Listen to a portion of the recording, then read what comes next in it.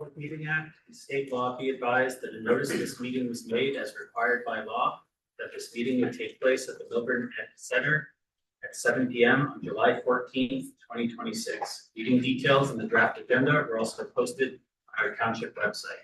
Please all stand to salute the flag. I pledge allegiance to the flag of the United States of America and to the republic for which it stands, one nation, under God, indivisible, with liberty and justice for all. Great. Roll call, please. Mr. Cohen? Here. Mr. Cosgrove? Here. Mr. Ceruto? Here. Mr. Stoller? Mayor Sacramandi? Here. Thank you. All right. A reminder that both draft resolution 26-180 and first reading of draft ordinance 2760-26 have been removed from consideration this evening. With that said, may I have a motion to approve the agenda? Motion. Have a second? Second. All those in favor? Aye. Minutes. May I have a motion to approve the June 2nd, 2026 Township Committee regular meeting minutes? Motion. I have a second? Second. All those in favor? Aye. We have a motion to approve the June 2nd, 2026 special Township Committee meeting minutes. Motion. We have a second? Second. All those in favor? Aye. May I have a motion to approve the June 18th, 2026 Township Committee meeting minutes? Motion. We have a second? Second. All those in favor? Aye. We have a motion to approve the June 18th, 2026 special Township Committee meeting minutes. Motion. We have a second? Second. All those in favor? Aye. Great. Reports. We're going to begin. I'd first like to take a moment to recognize our business administrator, Alex McDonald, who is celebrating 10 years of service as our business administrator.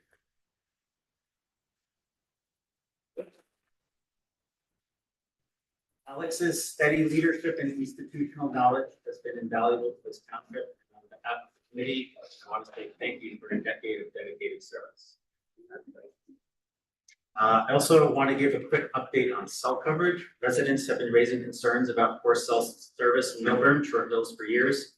Township Committee has already authorized a new tower on JFK Parkway and several pole-mounted small cells, but service is still an issue in parts of town. A few weeks ago, I had the opportunity to engage a senior development director at Verizon Wireless.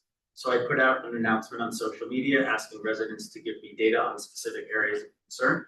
I received over 100 responses with specific and helpful data, which I compiled into a heat map and detailed report that I'll be sending to Verizon. The Verizon director is committed to getting this data directly to his RF engineering team for review and made it clear he wants to try to help improve coverage. While we can't guarantee any outcome, having a high-level Verizon director engaged on this issue is a very promising start.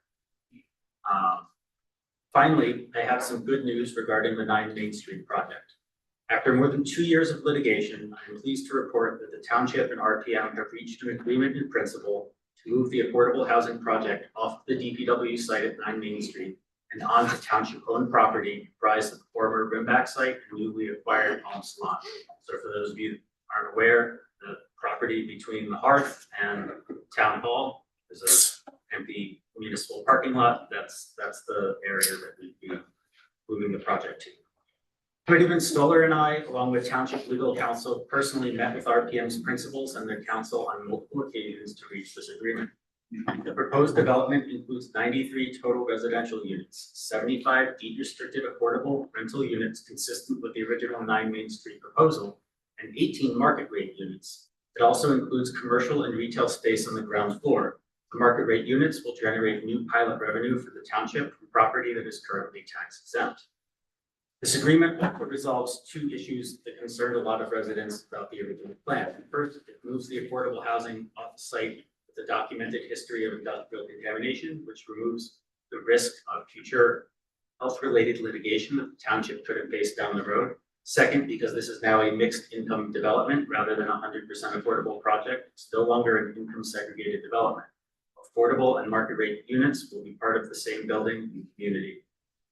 We are now working to finalize the settlement documents. Once that's complete, we'll release the full settlement documents and terms to the public in advance of a special meeting later on this month. That meeting is tentatively scheduled for July 29th. but pay attention to the township notices page when we put out the official announcement.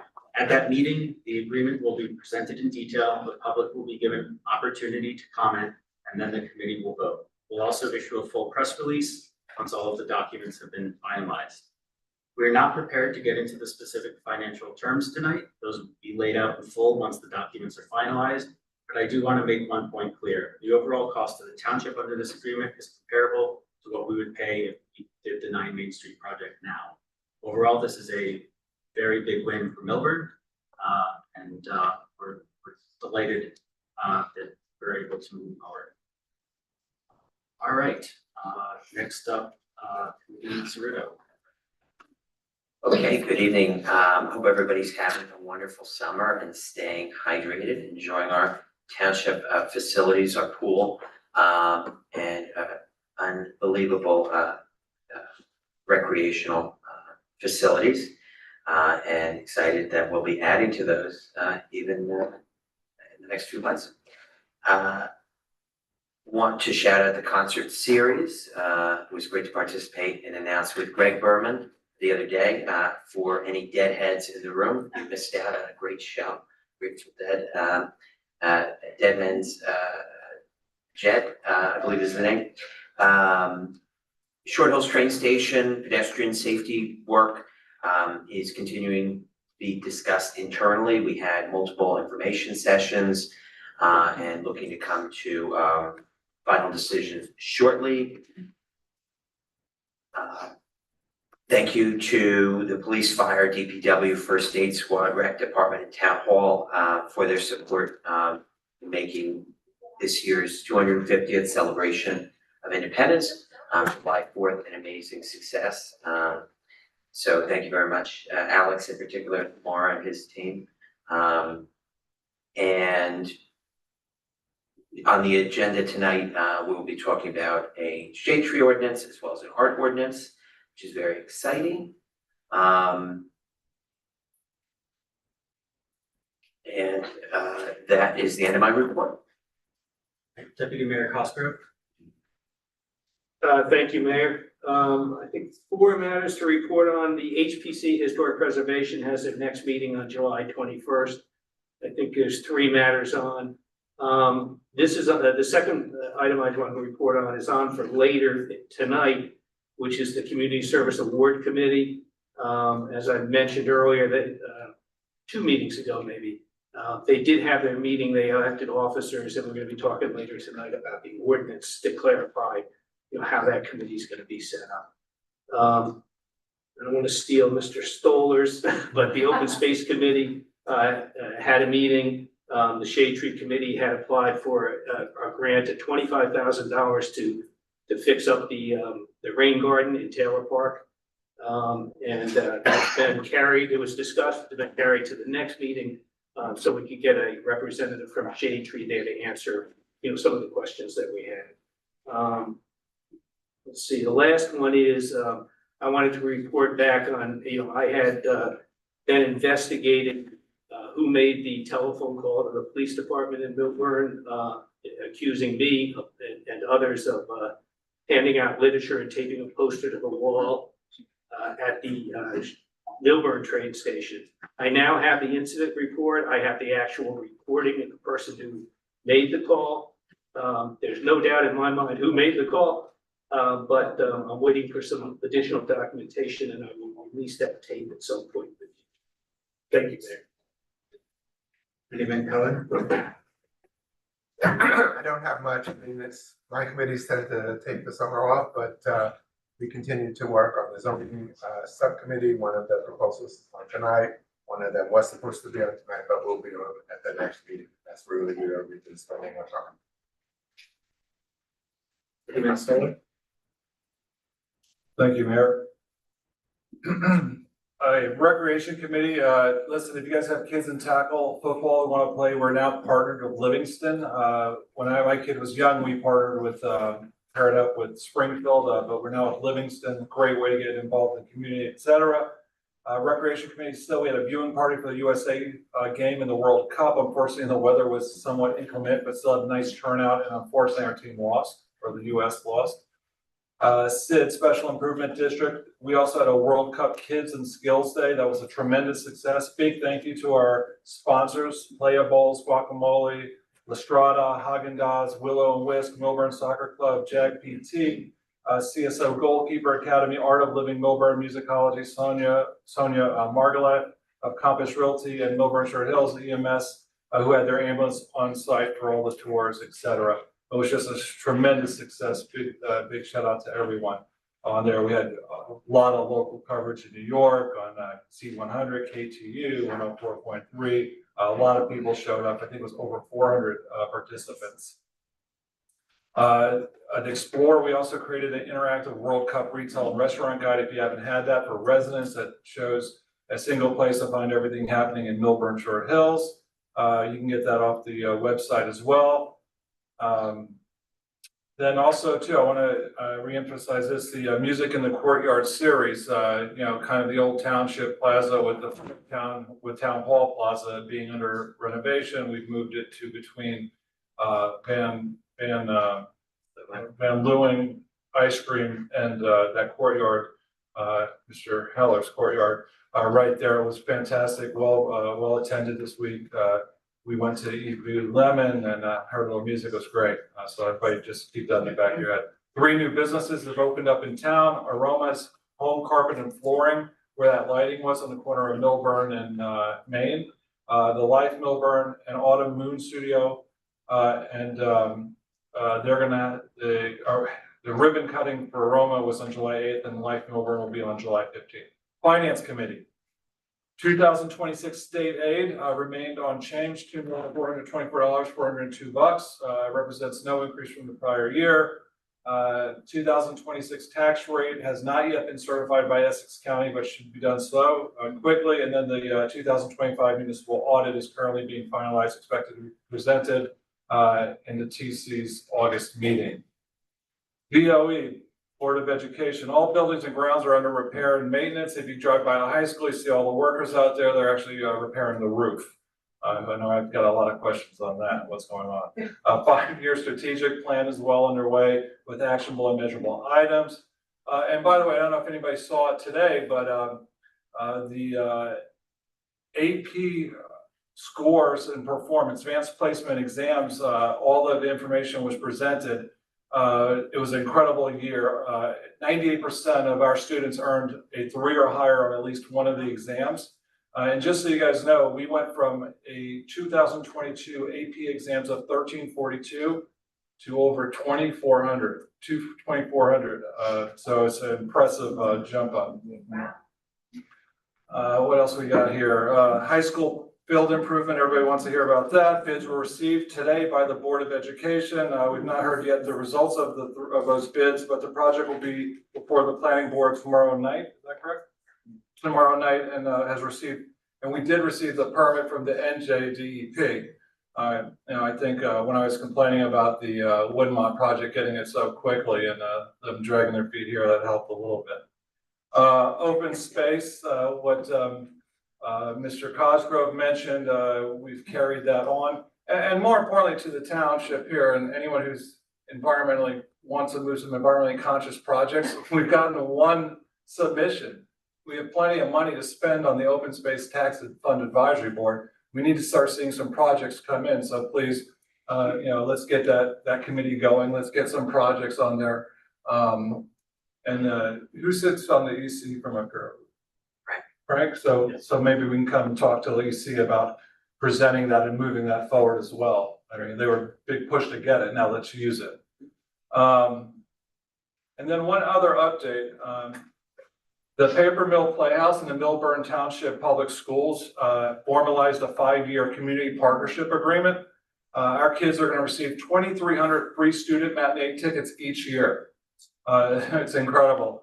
And free educational workshops tied to performance, career-focused options. Everybody doesn't need to be in finance, and backstage tours.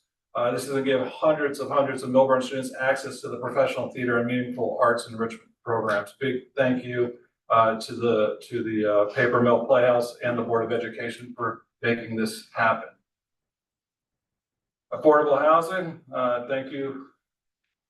Frank, it's been a long haul to get to this point. Great announcement read tonight. And everything else I'll defer to council. Thank you, guys. Thanks for coming out. All right, great. Public comment. Oh, sorry. Mr. McDonald. Just a few quick reports, Mayor. I just wanted to let the residents know that tomorrow we will be launching a refreshed website, municipal website with some additional added features, including more quick links, better visuals, more ADA accessibility. As you know, that's a continued push when it comes to municipal to websites. And we're getting ahead of our compliance requirement for 2028. I believe it is. So just a refresh of the website. In addition, on Thursday, our chatbot will launch. The name is Mill-E, kind of like Wall-E. And it will provide residents with the ability to query and provide and get information on the website with without using the search bar or sifting through the website. Which is a new feature to that site, and also one you're seeing a lot more on public sites. So in addition, National Night Out for all those that would like to attend is on Tuesday, August 4th in Taylor Park with all of our public safety representatives, as well as the county and various other agencies that participate. It's a great time, fun time for everybody. Come down and get to know your public safety people. Just a quick update on the town hall renovation. We are currently in the bidding process. We had 2 walkthroughs for potential contractors, one on July 8th, one on July 1st, one on July 8th. We've had a lot of interest in the project, and we are anticipating receiving bids on July 23rd at the Millburn Police Department. We're just expecting that there are going to be quite a few respondents, and we're going to need a bigger space than that small conference room in our temporary town hall. Lastly, as it relates to the Millburn Avenue between Lackawanna and Holmes and the pilots that the township have done over the last few months, we are at a point now where the setup is an extended curb simulated by the stick bollards, with the bump out remaining in place to have pedestrian safety be the forefront of that. It narrows it down to 2 lanes between Lackawanna and Holmes. This is the intended design and something that we are, the Township Committee is in their consideration to authorize us to go out to bid and do that design. So I just wanted to let the residents know this. Thank you. Attorney Cantor. Thank you, Mayor. Just a very brief report tonight. In Millburn's, on Millburn's 4th round of fair share housing, our compliance hearing was adjourned, and we're currently scheduled for a compliance hearing on Wednesday, August 12th at 9 a.m. before Judge Russo. That's subject to further adjournments, but that's currently our scheduled time where we anticipate getting our 4th round of immunity and compliance order. Thank you. All right, public comment. When invited to speak, to offer your comments, please come to the lectern, clearly state your name and whether you are a Millburn resident and or property or business owner. Please do not provide your full address, seeing as our meetings are recorded and are readily available to the public. Help facilitate an orderly meeting and permit all to be heard. Speakers shall limit their comments to 1 3-minute session. You will be prompted when there is 30 seconds remaining. A reminder, this is not a time for dialogue or to debate the matter. It is a time during our business meeting for the public to offer comments. I now open the public comment period. Thank you, Mr. Mayor. Good evening. My name is Vishwa Reddy. I'm a town resident. Before I talk about what I wanted to talk about, thank you, Mr. Stoller, for giving us the good news. Personally, it gives me immense pleasure. It's under my leadership 2 years ago that the board doubled the access to AP courses. It's the kind of regulation that was in place that we did away because it didn't make sense. I want to today talk about another such law here, the Ordinance 2707-25, that is a case study in our regulation. This doesn't affect me personally. My son and I do our own leaf blowing. We've been using an electric leaf blower since before the ordinance.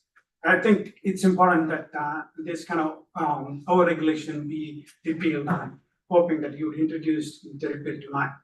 I submitted a formal repeal proposal to the committee 11 days ago, along with the draft ordinance the repeal ordinance language that I have today.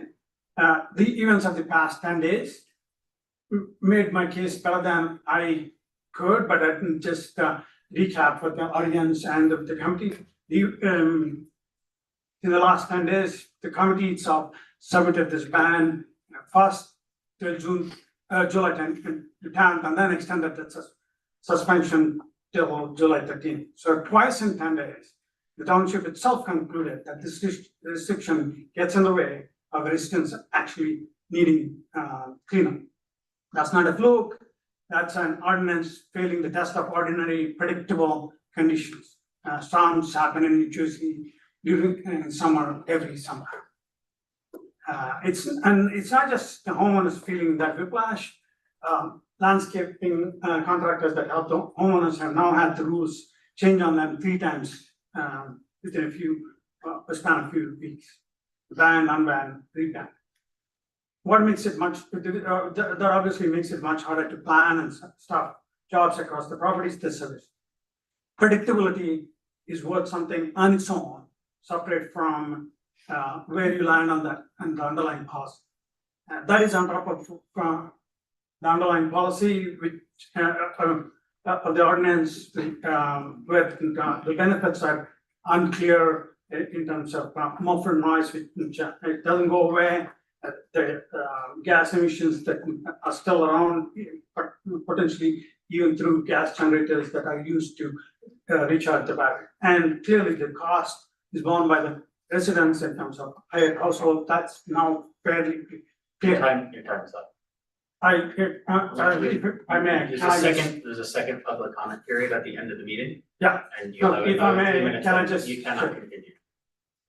No, I just want to share with the country. Oh, You yes, can just, you can bring the let me document. finish my You can one. submit it to our clerk, please.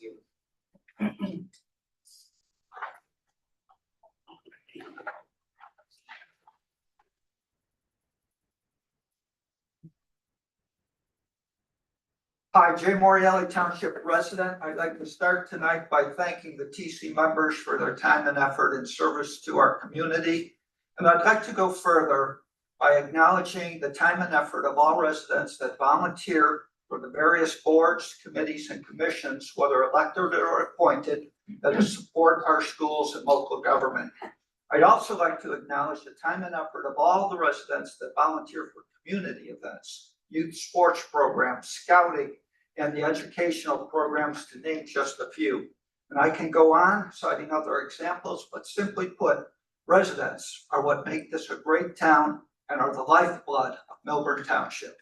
With that said, I'm here tonight to speak in support of the restaurant ordinance 2760-26, which was recently pulled. This ordinance covers a variety of topics, but in my opinion, one of the most important aspects of this ordinance is that it restores resident protections that were lost in 2021 during COVID, when the TC, in an effort to reduce commercial vacancies, relaxed the zoning requirements in the B2 and B3 districts for restaurants at the cost of residents.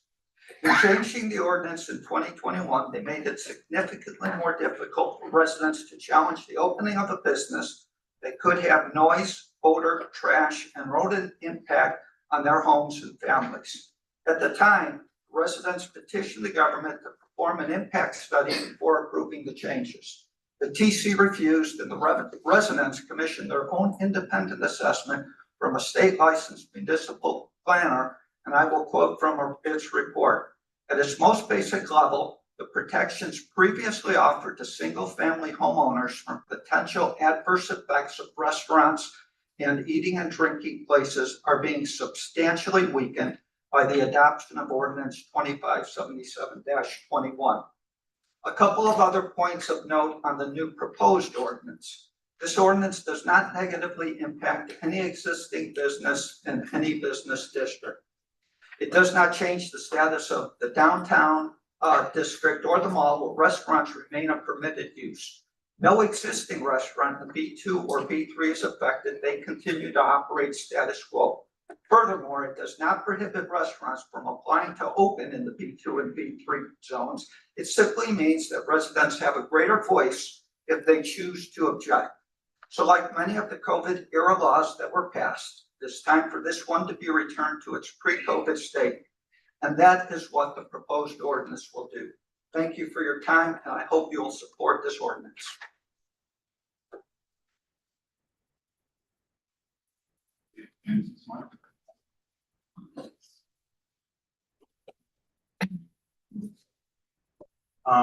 Jeffrey Feld, within the public section, one time, 32 years. As my custom, sent you a heads up, questions and comments regarding the agenda, sent you a chronology, events, and I sent you some recent case law, especially there were 3 cases that were issued yesterday. I'm not gonna go through all my questions. I just want to be incorporated into the record that these questions were asked to you. And since the last meeting, I would like to say that things have changed, that the board, the approved, adopted calendar year 2026 budget appeared on the website since my submission of my letter, email. If you look at the agenda packet, you see now expanded availability of certifications, there are funds, certifications. That I'm interested that in January, I kept on asking you whether we had to go to the planning board regarding the turf field, and I guess I must have been right because tomorrow is the agenda. I'm really glad because it's almost 5 years that we had a special meeting on a Friday morning on like 30 minutes, 45 minutes notice to approve the affordable housing project, but no one told us the terms. It's taken us basically 5 years to correct the errors that could have been cured had the public been included in the process earlier. And I'm glad, and I'm just waiting to see the settlement, but at some point I hope to get a response to the various questions. And I'm really concerned about Jamie's gave a report saying that you hadn't finalized the Short Hills train station pedestrian project, but you're authorizing today bids to go on a project. How can you go out for bids if you don't know what the project is?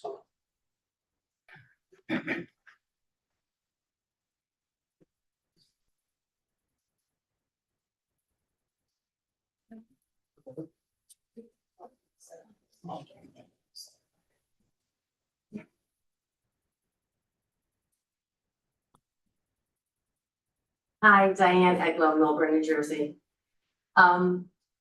So I am not in favor of you turfing the back of the high school, but obviously it's getting done. I'd just like to know what is the percentage of the high school that will be turfed? And I think when people compare this to the library field, which I was instrumental in, it's really not apples, it's different. That was $800,000 in a non-flood area. So I just don't think it's comparable. I'm not for that. I think the open space green tax money was not meant for that. Alex, you answered part of the questions about what the parking is going to be on Milburn Avenue. And I'm curious, are you going to be extending the sidewalk? And if you are, I certainly hope you're going to plant trees, a lot of trees. Because Milburn Avenue is a concrete desert. It's hot, there's no shade. Have we lost parking spots? And is Lackawanna going to stay as one lane the way that you have it situated? And clearly I drive there every day, that's how I get to my neighborhood, and people are still double parking in front of the UPS store, in front of the, on Whittingham. And the other thing, on Sunday, we went to the Hessian House for a really great presentation. I think the 2 girls are here. I don't know if, anyway, it was a great presentation.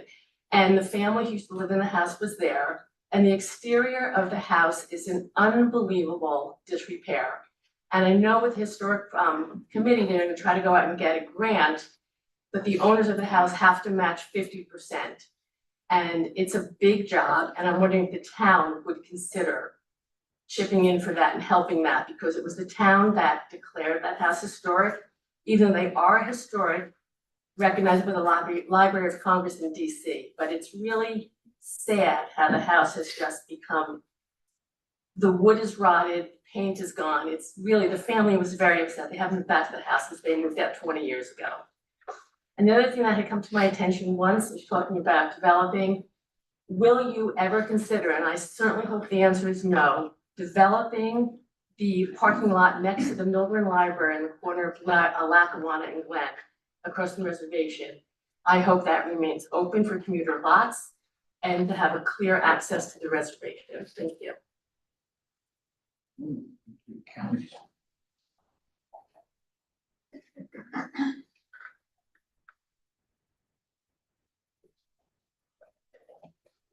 Good evening. I just want to say, I heard so many great things coming out of this township committee tonight. I'm very excited for all the things that are coming up and that you're working on, particularly a huge win on affordable housing, really huge win. So this is just a personal issue. So not really political. So I'm just calling, coming here tonight to talk about, I'm just reading an email, and this is mostly directed at the staff, not really at the township committee members. So, but you guys were copied on my email to our engineer in the township.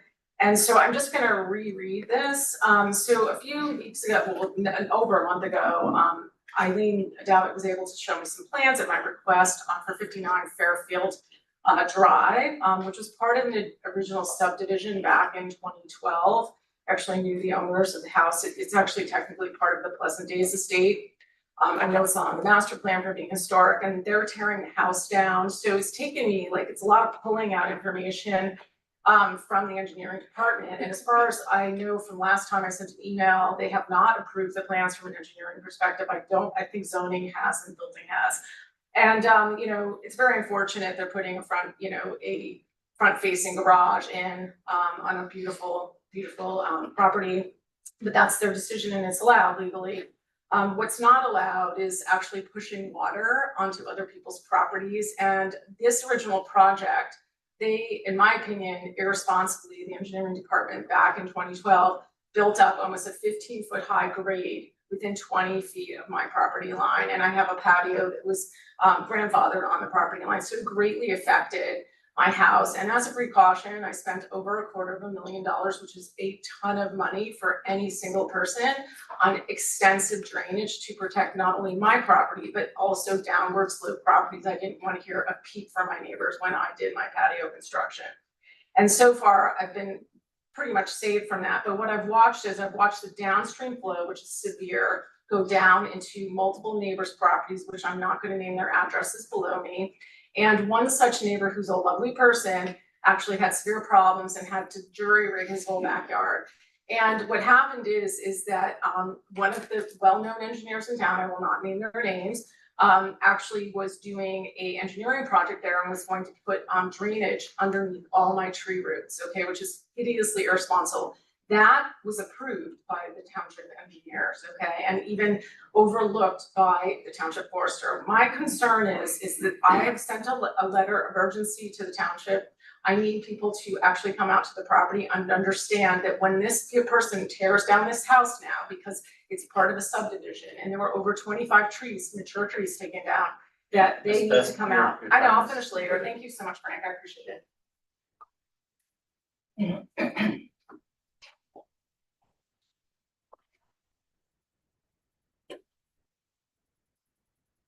Hi, Terry Heller.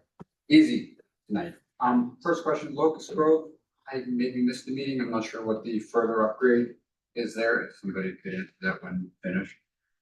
Glen Avenue, I've mentioned to a few of you, there's a beautiful grove of trees along the reservation extending from Lackawanna almost to Wyoming.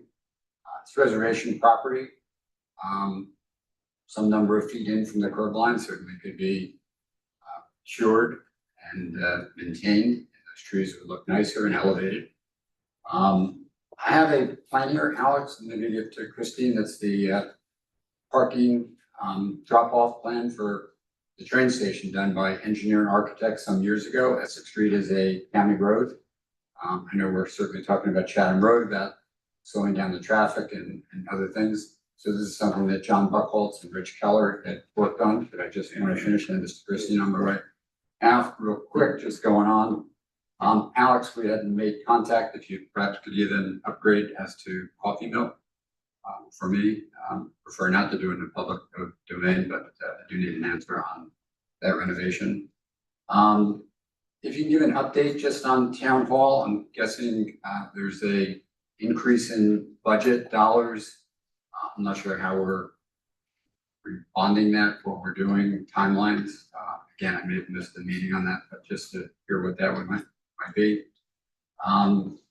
Again, to commend Mayor and all of you pretty much participated in the Chatham Road traffic pedestrian plan. I still believe there's a better plan out there, and we have a budget. I don't think we should be making a plan fit a budget. I don't believe Boswell still came up with the best possible plan, but any improvement is a good improvement. And just last, and I'm sure it's been discussed, and going back to planning board, Milburn Avenue East coming to the new project, and he says, what is the thought as we go to PNC advisors and we turn on Essex Street? For those residents or visitors or drop off anything that might be going to that project, how are we crossing 2 lanes of traffic to get into their garage? You're turning at Essex Street and you have to cross 2 lanes of traffic then to get into the garage. I'm not sure what the thought is there, and I don't know if it's too late to do a roundabout, something of the sort that Parkview in that area, but I am concerned about what people are going to do in that intersection as it is. It's not terribly good, that turning radius. That's it for now, Christina. Thank you.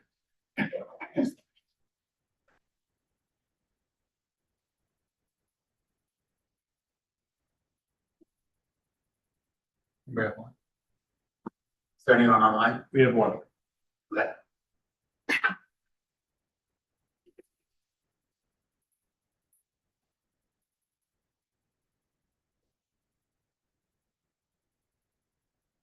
Okay, if you could please turn on your video. Kelly, lower this. Kelly, lower that. Cal. Hi, it's Michelle from Explore Milburn Short Hills. I just wanted to invite you all to our watch party on Sunday, July 19th. It's going to be a huge, huge party. And I know that Ben told you about a lot of our great World Cup things, but I just wanted to personally jump on here and say that, you know, we have so many great businesses and, you know, community partners that are coming out, and we have great sponsors who are participating. We've got like a huge 25-foot screen, like the one that you guys had for the rec department, and we're expecting maybe like 1,000 people. We have contests and giveaways and so much stuff. So we've been planning this for months. So I hope that you all can come out and support us on Sunday, July 19th. And I think Spain just won today, so we'll find out who wins tomorrow. And, you know, come support Explore and support Milburn Short Hills, and go World Cup. Thanks so much. Anyone else online? No, Mayor. All right, in that case, if there's no one else, we will close the public comment period. All right, responses. Let's start with you, Slowly. Sure. I will reinforce Michelle Lemieux's comments. This, the 19th is going to be a fantastic event. The screen we have, the same one we had at the rec department as well.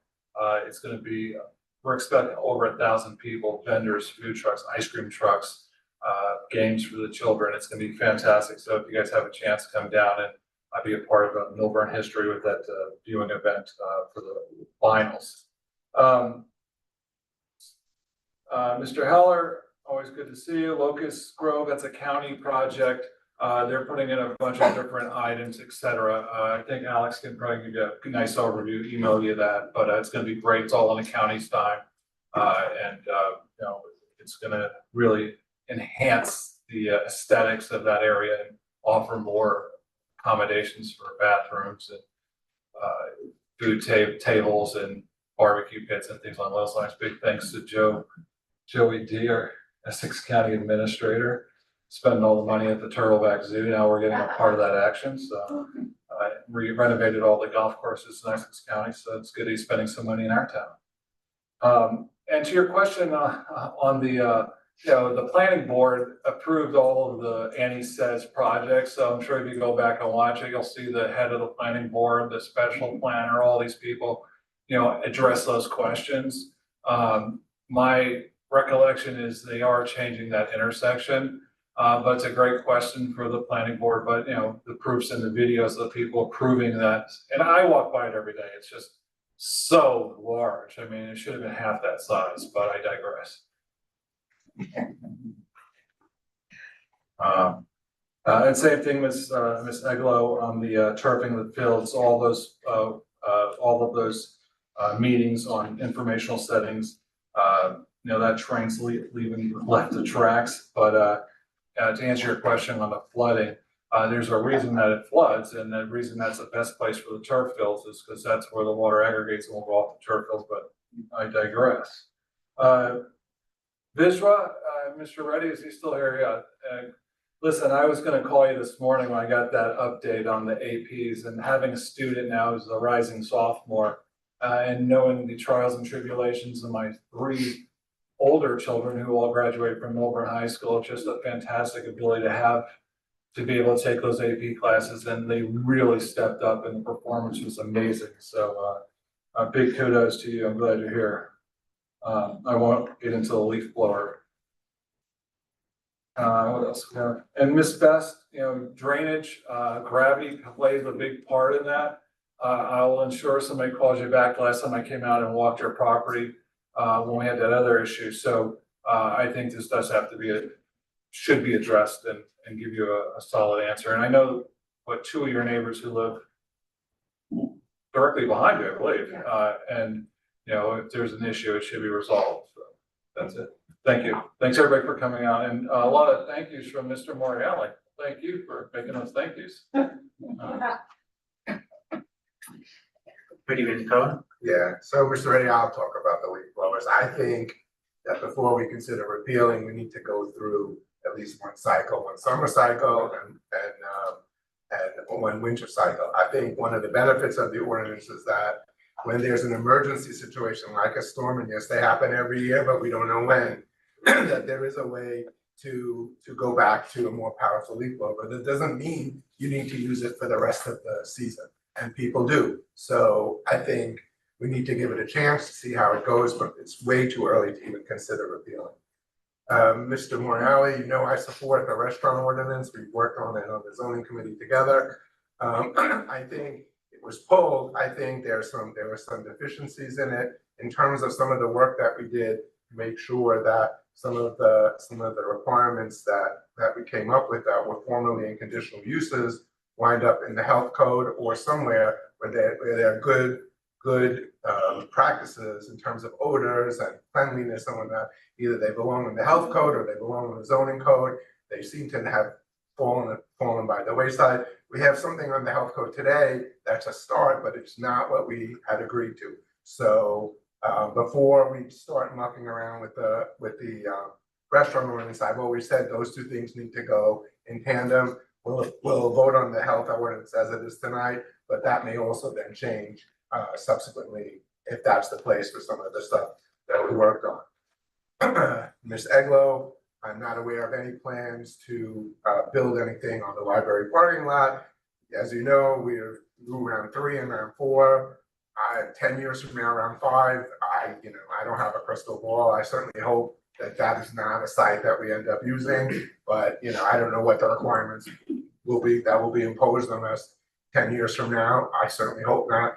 It's clear that parking is already an issue there, especially if there's a game, at the field, and the patronage at the library just continues to go up and up. So taking away parking spaces would be unfortunate. With regard to the fields, I do, as I have said more than once, I do support the fields. I do support turfing the fields. What I didn't support was using the open space money for it, but I was outvoted. I thought that should have just come, the price of that or our share of that, since we're sharing it with the Board of Ed, our 50% share should have come out of general funds for the township. I agree that's not what the Open Space Trust Fund was established for, but I digress. Anyway, that's all I have. Deputy Mayor Cosper. Thank you, Mayor. I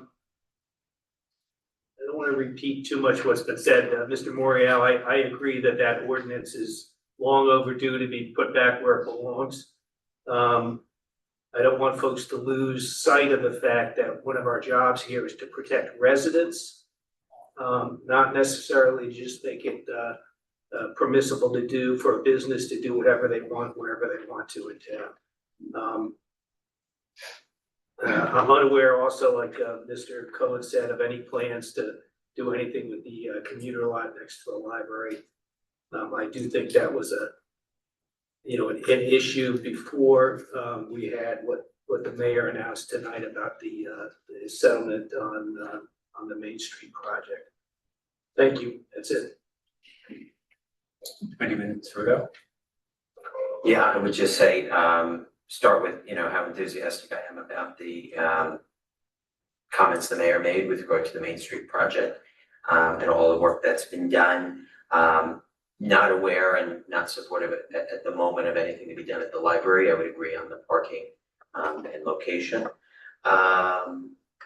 Not to repeat what's already been responded to, Ms. Eglo, with regard to the sidewalk, yes, so the sidewalk, right, would be extended on Milburn Avenue. I think we've all seen some improvement in double parking by UPS, but certainly not a perfect solution right now. So there are some strategies that the police department is looking to employ and also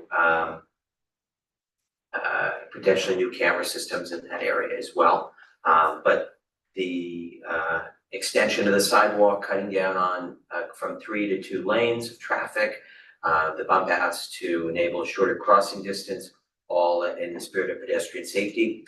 And I missed in my report, but I should mention on the agenda today is also, and will come up in ordinances, is with regard to an all-way stop on the westbound side of Short Hills train station, corner of Hobart and Hobart.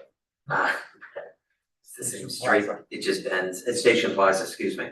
Where Hobart and Station Plaza, so 3-way, which will also be a really big pedestrian safety improvement. Ms. Best, we'll make sure that the team does get back to you. Mr. Heller, the Glen Avenue trees, first time I'm hearing about this, willing to look into that. And the drop off on Essex Street, I think is worthwhile to look into as well, maybe with our long-term strategic planning committee, thinking about the traffic flow around the Milburn train station now that we're taking quite a bite out of the Short Hills. And then I'll defer to Mr. McDonald with regard to the authorization, but the Short Hills train station pretty much is in a good position. That's it for me. All right. So Vishwa, I think one of the things that's ironic is that, our form of government has the power of referendum. And people had a problem with the gas leak blower ordinance, they'd be able to use the power of initiative and referendum to force that to a ballot. But regrettably, we don't have that power. So, in light of that, I think that the ordinance worked as designed. There's a mechanism in the ordinance that accommodates suspending the restriction temporarily. If there's storms or other emergency situations, we successfully utilized that mechanism. And if we have another storm that necessitates it, we will certainly exercise that again. I think the blower ordinance was a major compromise. There were a lot of people that came out and wanted a year-round ban. And there were also, members of the Environmental Commission that had wanted a year-round ban, and some people even wanted a ban on all gas-powered lawn equipment. So I think what we ended up with was a reasonable compromise, given the amount of public outcry there was in support of the restriction, versus, what we saw from the opposition. Let's see.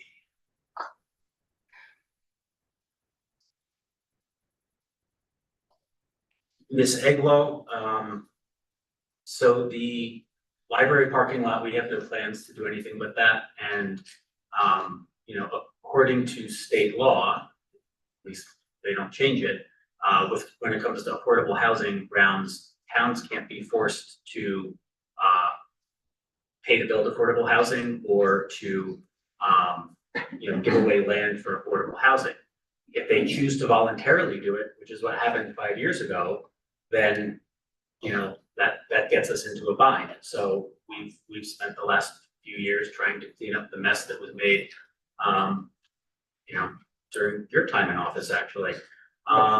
With regards to the fields, you know, I do find it ironic that you were such a staunch supporter of the library field project, but now for some reason you seem to be against turf on the high school field. You know, the high school is an area where there's flooding, and having the artificial turf makes a lot more sense there because it's gonna have properly engineered drainage system, and it's gonna allow for greater utilization after, you know, storms and events that flood. The playable hours are gonna go from like 20 hours a week up to, you know, 90 some hours a week. So really the artificial turf behind the high school is a fantastic way to utilize the space that we have and to improve conditions for our recreation and sports programs. Ms. Best, we'll look into your issue and make sure someone takes a look. You know, sometimes, you know, there's challenges that, you know, not all of our existing ordinances don't contemplate every sort of situation, and certainly stormwater issues have come up more and more. And I think that the Township Committee over the past few years has done a good job of, you know, updating our zoning codes and trying to help prevent, you know, flooding to happen worse. You know, we tightened up ordinances, and you know, that's something we'll continue to look at because flooding is a problem everywhere in town. See, Mr. Heller, I will let Mr. McDonald answer the status of the town hall renovation. I think I'll have him, we got the bids, or we'll be getting them soon, but I'll let him give the update. I also will be interested to see how the traffic situation is going to work for the NSS property. You know, I think we're all waiting to see what's going to happen there. You know, I wasn't around at the time when it was approved, and I do question the logic and reasoning behind the planning board when they approved that project the way they did, but you know, what was approved, and we'll have to see what happens, and we'll deal with the fallout. And, try and resolve it if it's a situation. That's it, Mr. McDonald. Thank you, Mayor. To answer the question regarding how can you go out to bid if we don't know what the project is, please keep in mind that this is a resolution only to authorize us to go out to bid. We've had 2 public information sessions regarding the eastbound side of the train station. I will be working along with the engineers with the Township Committee to, you know, finalize where we are, you know, with relation to the design, so there's a level of comfort for us to go out to bid. The idea is that we have a month between now and the next meeting. We wanted to make sure this authorization was done so that if we have the opportunity to go out to bid within that time frame, we can do so. But there are a lot of really good feedback and a lot of good ideas from the public information sessions that are being incorporated into the design. But certainly we want to make sure by meeting with the Township Committee on an individual basis that they have a level of comfort with the design so that we can go out to bid. And if that happens within the next month, great, we are authorized to do so. I had just a question on that. I mean, I had asked the same question, but you know, about that, and you explained it this way. But so assuming we do finalize the design, how does the public find out what that is and have any chance? You know, is there a chance? Well, they have the meetings and then that's, you know, we'll come to a decision and that's it. I mean, that's not usually how things work. just because you authorize the bid doesn't. mean No, you no, have to no, he wait said until we you do will it. go out for bid if we have a design But I think, before the next meeting. but I think the difficulty is that, I mean, look, we can certainly post the final design, you know, but the difficulty is then to go back out and say, hey, this is what the design is, and then receive feedback again, and then have to do, like, you'll just be in an endless cycle. So the idea is that we've provided that opportunity to the township, to the residents to provide their feedback, and again, it was really good feedback, and we've gotten a lot of additional design elements from that. The township committee, you know, needs to have a level of comfort. If it doesn't happen by August 11th, then certainly that design can, you know, be put out then, but it just, you know, the concern is timing here to a certain degree, and we just want to make sure that we have the flexibility to do so. And as I explained to the township committee previously, that we wouldn't be doing that without the sign off of the private view.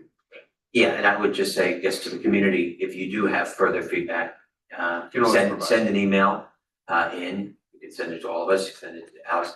But the preliminaries are on the website now. Do we have the recording? I'll double check, but if we don't, we will put it We'll out have the there. resources on the Yeah. website, from the information. But I'm section. assuming that you've incorporated some of the feedback from the last meeting, and so we haven't, I don't know that anybody's seen what the, you know, what that proposal even is at this point. That's correct, yeah. Yeah, no, Yeah, as I explained, we would be setting up meetings with the township committee members to go over. And so I would recommend then that you post it on the, you know, you make that available to the public at the same time. Certainly, we can do that.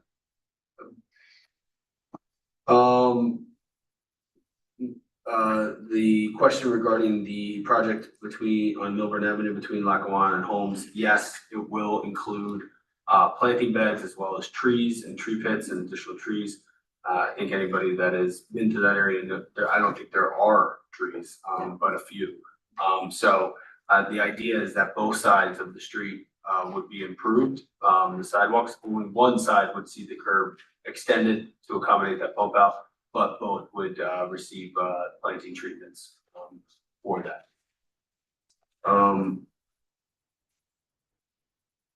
As it relates to Locust Grove, what was explained to me by the county was that, as I think some are aware, there are trail improvements taking place. That's in conjunction with the South Mountain Conservancy, as well as the county, to provide an access trail, in particular one that the township's fire department all-terrain vehicle can utilize when it is deployed to the reservation for search and rescue or aid or whatever it may be.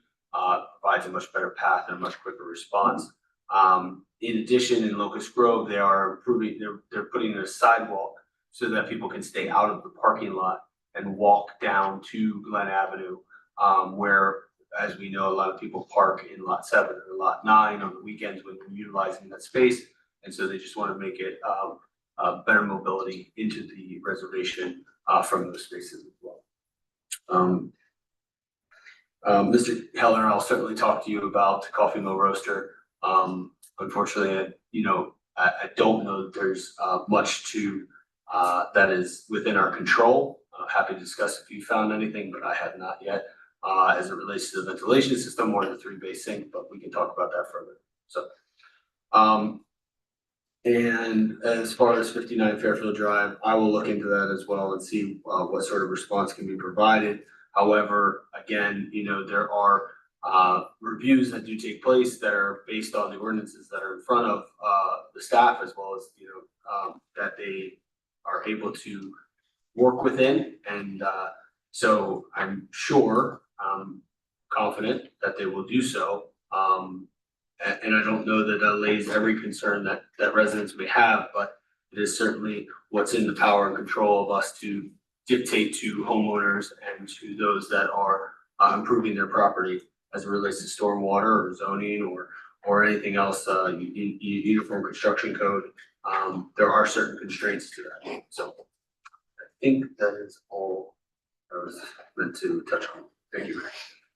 Ms. Cantor, do you have anything? Unless the committee has any questions, we have no comment. No. Great. Consent agenda resolutions. The township committee will now consider consent agenda resolutions. Are there any comments from the committee in regard to any items listed on the consent agenda? No. May I have a motion to approve resolution 26-173 through resolution 26-179 listed on the consent agenda? Motion. May I have a second? Second. Roll call vote, please. Mr. Cohen, Yes. Mr. Cosgrove, Yes. Mr. Ceruto, Yes. Mr. Stoller, Affirmative. Mayor Sakamandy. Yeah. Thank you. Right. Resolutions, resolution 26-181, adopt the community energy plan. Before we vote, I'd just like to take a moment to explain what this plan does and why it matters to Milburn. For the past year, the township, through our environmental commission, developed a community energy plan made possible by a grant from the New Jersey Board of Public Utilities. The purpose of the plan is straightforward: to identify practical ways for Milburn to reduce greenhouse gas emissions and its energy costs. And to move our community closer to the state goal of 100% clean energy. This was a genuinely collaborative effort. Our environmental commission and our administration worked side by side to identify actions that make sense for Milburn, from near-term steps like improving energy efficiency at our new town hall, with installing electric vehicle charging stations for municipal lots. The EC also held public outreach to hear directly from residents, and it was encouraging to see real enthusiasm for these ideas. Adopting this plan is more than a formality. A community energy plan carrying both Township Committee and BPU approval positions Milburn to compete for grants and funding that let us put these ideas into practice. In other words, tonight's vote turns a set of good intentions into a foundation you can build on and hopefully get grant dollars to pay for. I want to thank the members of the Environmental Commission, our professional staff, and our consultant, and every resident for the time to weigh in. This is exactly the type of forward-thinking, cooperative work that serves Milburn well. Are there any comments from any other members of the committee before we vote on this resolution? Yeah, I have some comments. I went through this plan and I do have some concerns about it. I understand that the plan was a necessary output in order to qualify for the grant we received and let us apply for grants going forward. But I just want to make it clear that there are no decisions that come out of that plan. Anything that was mentioned in there, one of the things that I think got me a little concerned was it talked about modifying zoning to foster more solar power. It seemed a little bit of an overreach to me. I think that's the job of the land use boards to figure out how that should work. So of course I'll vote for this because I want to make sure that we get the grant that we applied for and this is a requirement. But to be clear, any of the projects listed in there would require township committee approval to go forward. Yeah, it's really more so sort of a wish list, is my understanding. Ideas that we put forward doesn't mean we would or should act on all of them. There's some in there that I don't agree with as well. So, rest assured, this resolution doesn't bind us anything in any way. It just gives us the ability to get more grant money. Anyone else? Vote on this resolution? Right, I have a motion to approve resolution 26-181. Motion. I have a second. Second.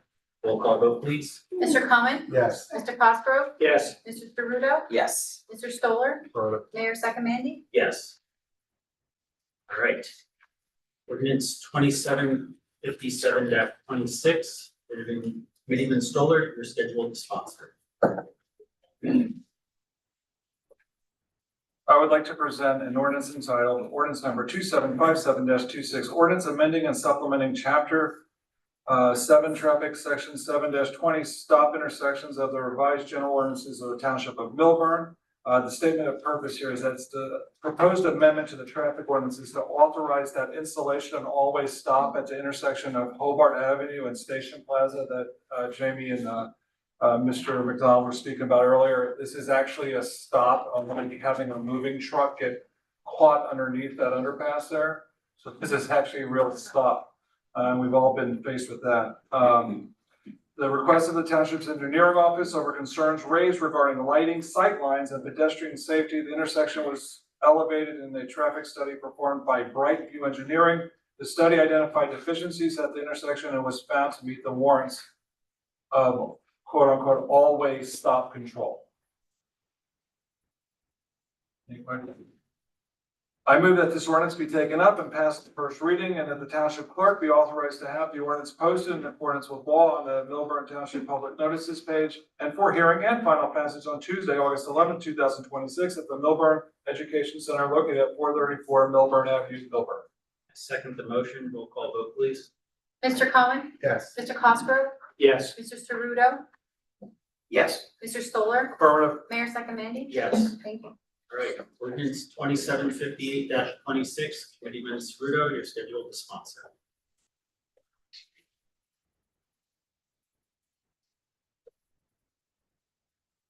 Yes, thank you. I would like to present an ordinance entitled ordinance number 2758-26, ordinance amending chapters is that 6 and 11 entitled respectively, preservation of trees and protection of township trees of the Township of Milburn to create a new chapter 6 entitled tree preservation. So this recommendation from the Shade Tree Advisory Board and the Forester, after great discussions, purpose of the ordinance is to make permanent changes to the Township's Tree Preservation Code. The Tree Preservation Code including various fees and definitions, was last updated in 2024. The following revisions will reflect an increase in tree prices and fees for tree removal, desire to protect trees on construction sites, and establish a registration process for tree removal companies to ensure quality tree work in the township. In addition, several definitions have been added to the tree preservation ordinance to further guide residents and tree companies doing related work in general construction in the township. So overall, provides sort of a great set of revisions and in the spirit of preserving our trees and preserving our tree-lined neighborhoods. And I see Reed in the audience, he may speak during public comment later, but this is for introduction, and I think we'll do a great service in helping our forester do a great job and foster our community in the spirit of long-term strategic planning, foster a community that stays green. So I move that this ordinance be taken up and passed on first reading, and that the township clerk will be authorized to have the ordinance posted in accordance with law on the Milburn Township Public Notices page for hearing and final passage on Tuesday, August 11th, at the Milburn Education Center located at 434 Milburn Avenue in Milburn. I second the motion. Roll call vote, please. Mr. Cohen? Yes. Mr. Cosgrove? Yes. Mr. Ceruto? Yes. Mr. Stoller? Affirmative. Mayor Sakamandy? Yes. All right, ordinance 2759-26. I'd like to present an ordinance entitled ordinance number 2759-26, ordinance amending and supplementing chapter. Not sure what BH4 is, but what Board of Health. Supplementing chapter BH4 retail food establishments to establish standards for food establishment with odors, smoke, grease, and exhaust related nuisances. So this ordinance briefly will help regulate some things that we probably want to have regulated when it comes to restaurants and odors, smoke, and grease.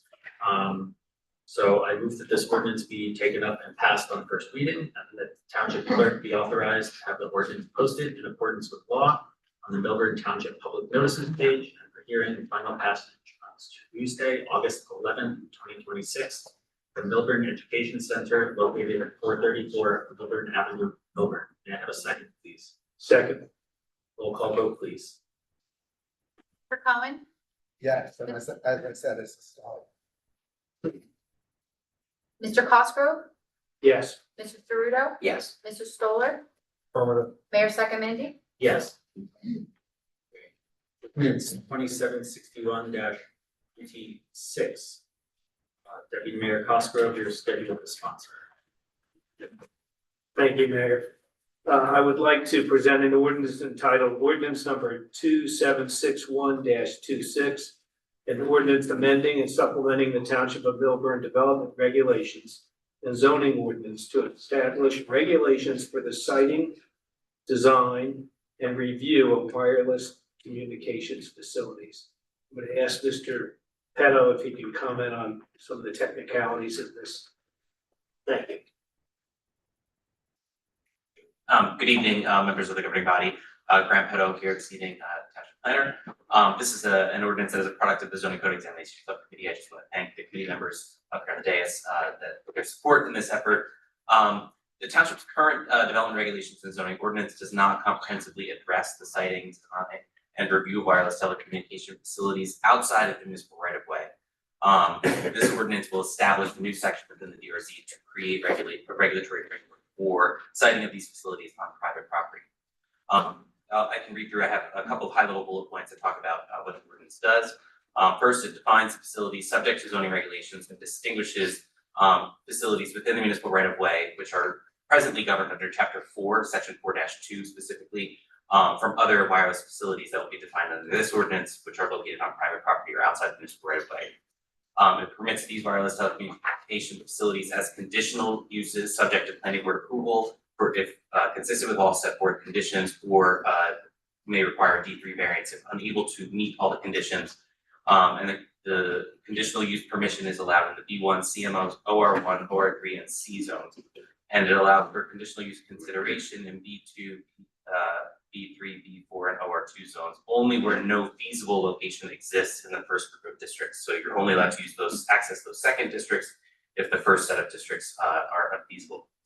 Requires a service need alternative site and co-location analysis, including review of existing facilities and potentially suitable structures within the township and within 1/4 mile of all of its borders.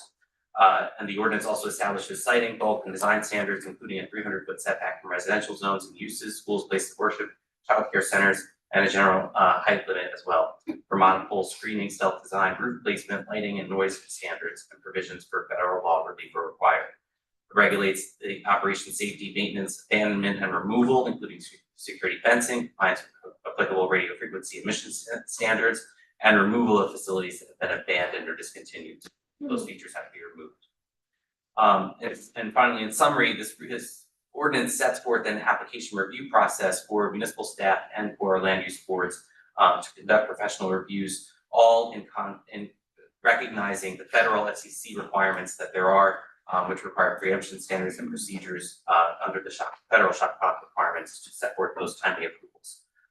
Right now, the township does not have this structure, so we're kind of at the will of the FCC approval process timelines, which compresses the review period. So this will set forth a process for these facilities to be better regulated from a land use perspective. Is this going to prevent installation of pole-mounted small cells in any way, shape, or form, or hinder that? When you talk about pole mounted, are you talking about poles within the municipal right of way? Poles within the municipal right of way you're talking about? Yes. Yes, so those are regulated under Chapter 4, those are separately regulated, and that's already permitted and set forth. Okay, so this won't change that or make that more difficult. That's correct. And so this just basically establishes a set of standards where we didn't have any to help guide the professionals when they are reviewing the applications. That's right, yeah, for installation on private property. Anyone else have any other questions? No. Right. Thank you very much. Thank you. I move that this ordinance be taken up and passed on first reading, and that the township clerk be authorized to have the ordinance posted in accordance with law. That's all right. Oh, I'm sorry. You can keep going. No, you are the sponsor. That's all right. Let's start, thank you. I move that this ordinance be taken up and passed on first reading, and that the township clerk be authorized to have the ordinance posted in accordance with law on the Milburn Township Public Notices page, and for hearing and final passage on Tuesday, August 11th, 2026, at the Milburn Education Center located at 434 Milburn Avenue, Milburn. I have a second. Second. Roll call vote, please. Mr. Cohen? Yes. Mr. Cosgrove? Yes. Mr. Sterudo? Yes. Mr. Stoller? Mayor Sakamandy? Yes. Thank you. All right, ordinance 2762-26. Redeeman Cerudo, you're scheduled to sponsor. Yes, I would like to present an ordinance entitled Ordinance Number 2762-26, an ordinance to amend and supplement the revised general ordinances of the Township of Milburn, Chapter 2 Administration, Article 5 Boards, Committees, and Commissions. So this committee, this ordinance would establish the Creative Arts Advisory Committee, which would provide a home for all art within the township and have liaisons to various parts of the community, and provide a better structure on how we evaluate, inventory, and design art.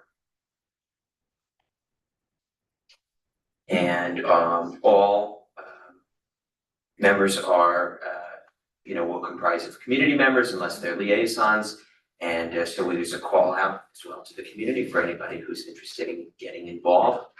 There will be upon final passage, there will be and actually, maybe we can discuss this if the township committee is comfortable moving forward with this, opening up the volunteer interest form at this point, so we can start to collect interest. But all are welcome, and I think it'll just provide a better standard operating procedure. I move that this ordinance be taken up and passed on first reading, and I have that, a couple of questions. So first of all, it says in the ordinance that any other committee dealing with art is eliminated. That's the art advisory committee? Is there any other committee that is about to be, is to be eliminated? No. No. And will this? not on the township's books. Right. Officially. The only one was the Milburn Creative Collective, yeah. which was Mark Robinson a while ago. I don't even know if it's still in existence, but first. Yeah, I heard from, so I had conversations, so Renee, preparing, who was excellent. She had worked with Mark Robinson, that was never officially done.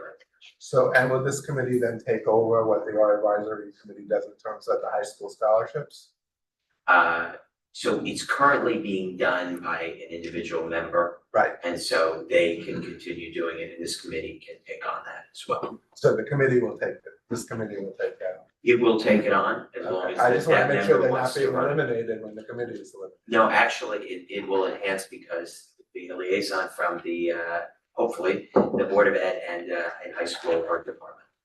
So it'll be- That's fine. And then just lastly, I see this following the precedent where we pick the chair, and in this case, chair is automatically a member of it's the mayor's, I guess the mayor's representative. So is there a reason we didn't feel comfortable letting the people on the committee pick their own chair? Something I have, pushed in other situations. Or the mayor itself. Or Be the chair, because it was previously appointed by the mayor. And just, better standard operating procedure that town hall would be the home for. I'm just talking about the chair. Again, we're picking the chair, or the mayor's picking the chair this time, as opposed to the five of us voting on the chair, which even that I opposed. I felt the committee should form their own chair. Is there a reason you structured it that way? It's just a model that's been done in other communities, and I felt that it would be effective in this situation. Considering that, we've had just very disparate groups on art and processes that have not. No, I understand that's why we're having So a committee, that's but that doesn't mean it has to be, I understand that's why we're having a committee. That's why the doesn't chair mean is. the chair has to be handshaked by the mayor. That's the reason as well, because it would be the mayor, and then if they chose not to be the chair or the representative on there, it would be their designee. So it was just to start at the top. I don't intend to be Okay. chair. Yeah. So what do we think? I would move to amend that the committee members choose their own chair. Okay, yeah, We need a second. Is there a second? Is there a second? I can second that amendment. Any discussion of the council committee? Can I have clarification, please? Are you saying the township committee choose the chair or that committee choose? That committee should choose. the Thank you. chair. Is there any discussion amongst the committee? If not, the mayor asks for a roll call on the amendment. you want to discuss, I think there were reasons that it was written this way, that was suggested by administration, and that's why it was written the way it was. Is that administration, Alex? And What do you by administration? Administration. So I can provide some context to this, and again, please note that I do not have any sort of dog in the fight, so to speak. Was just that I think one, that it allowed for the potential change, because the mayor can change it. And so it allowed for a change in the chair of this group, which, provides some, new looks, new voices, as it relates to, I think at times the committees do get, where the chairs are there for a long time. I think also being a newly formed group, I think that sort of stability in the mayor's designee, doesn't mean that it can't change in the future either. Given that once the group is established, there's gonna be a lot of new things that they're also responsible for. That was some of the thought process behind it. Again, don't have any care in where the township committee goes with it, but that was some of the thoughts.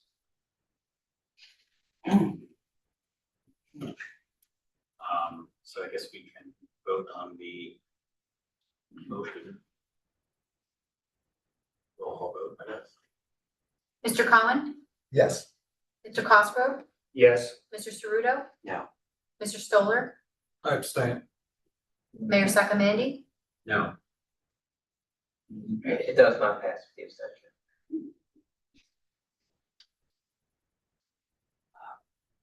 So- So go to a Motion to introduce. Okay, yeah, and I think let's introduce it, let's have some conversations and, we can have some more conversations. I move that this ordinance be taken up and passed on first reading and the township clerk be authorized to have the ordinance published in accordance with law in the item and for hearing and final passage on Tuesday, August 11th. Please be advised that the public hearing of this ordinance will be held at the Milburn Education Center located at 434 Milburn Ave, Milburn. I'll second the motion. Roll call vote, please. Mr. Cohen, No. Mr. Cosgrove, No. Mr. Ceruto, Yes. Mr. Stoller, Affirmative. Mayor Sakamandy? Yes. Thank you. Right. Ordinance 2754-26. I'm the sponsor. So I present for consideration an ordinance entitled ordinance number 2754-26, ordinance designating the Mount Zion AME Church, 54 Church Street as a historic landmark pursuant to the historic preservation ordinance of the Township of Milburn. Tonight is the time set for the public hearing and final passage as noticed in accordance with law. Now declare the hearing open. Anyone online? No, Mayor. All right, I move this public hearing be closed and the ordinance be adopted on final reading and that the township clerk be directed to post the ordinance by title on the Milburn Township Public Notices page as passed on final reading in accordance with law. Have a second, please. Second. Roll call vote, please. Mr. Cohen, Yes. Mr. Cosgrove? Yes. Mr. Ceruto, Yes. Mr. Stoller, Affirmative. Mayor Sakamandy? Yes. All right, ordinance 2755-26. Freeman Cohen, your scheduled sponsor. Yeah, I present for consideration an ordinance entitled ordinance number 2755-26, ordinance designating bridges associated with the Morrison, Essex, Old Main, Delaware, Lackawanna, and Western Railroad as a thematic historic district pursuant to the historic preservation ordinance of the Township of Milburn. Tonight is the time set for public hearing and final passage as noticed in accordance with law. Declare the hearing open.